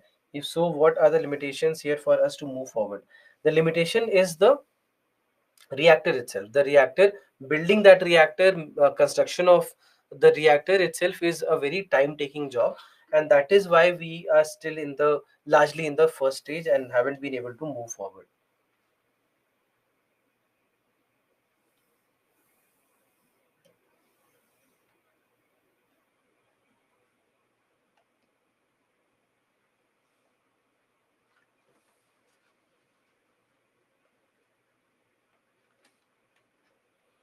I heard that where the nuclear plant is running, that place climate is what much warmer than normal. No, I wouldn't say that, because otherwise it would mean that the energy from inside the core is coming outside.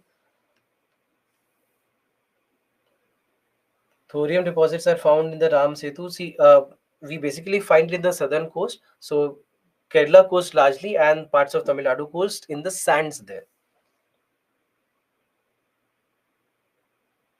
Till now, I haven't got the books. So for books query, please write to the support team. I'm not sure how to help there.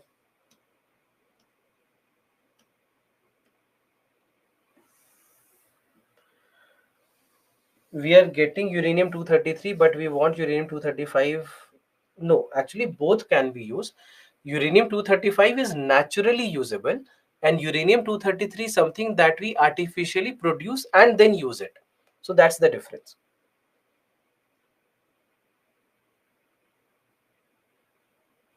Recently in Gujarat, a nuclear plant was given criticality. What does it mean? It means that now they have reached critical mass. They have been able to obtain the critical mass for running that plant, and now they can start the operations of the reactor. Until now, they would have just tried to get to criticality or get to that critical mass. Confinement approaches are the approaches that we are using for making nuclear fusion possible.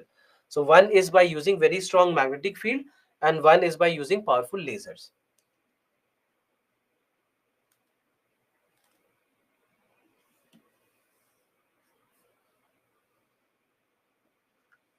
Is France building energy reactor that can produce enough energy to the world?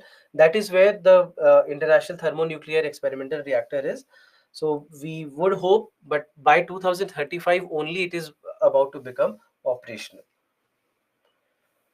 Right. So I think I've taken most of the questions. If it is anything else, you can always write to us at islive@byju's.com. So we'll begin with the last topic, that is applications of nuclear technology, and then after that, the next chapter of space technology when we come back tomorrow. So please go back and revise this once, because this is one of the most complex things that we are going to discuss in this entire module. I don't think there is any other concept that is going to be as complex as what we have discussed today.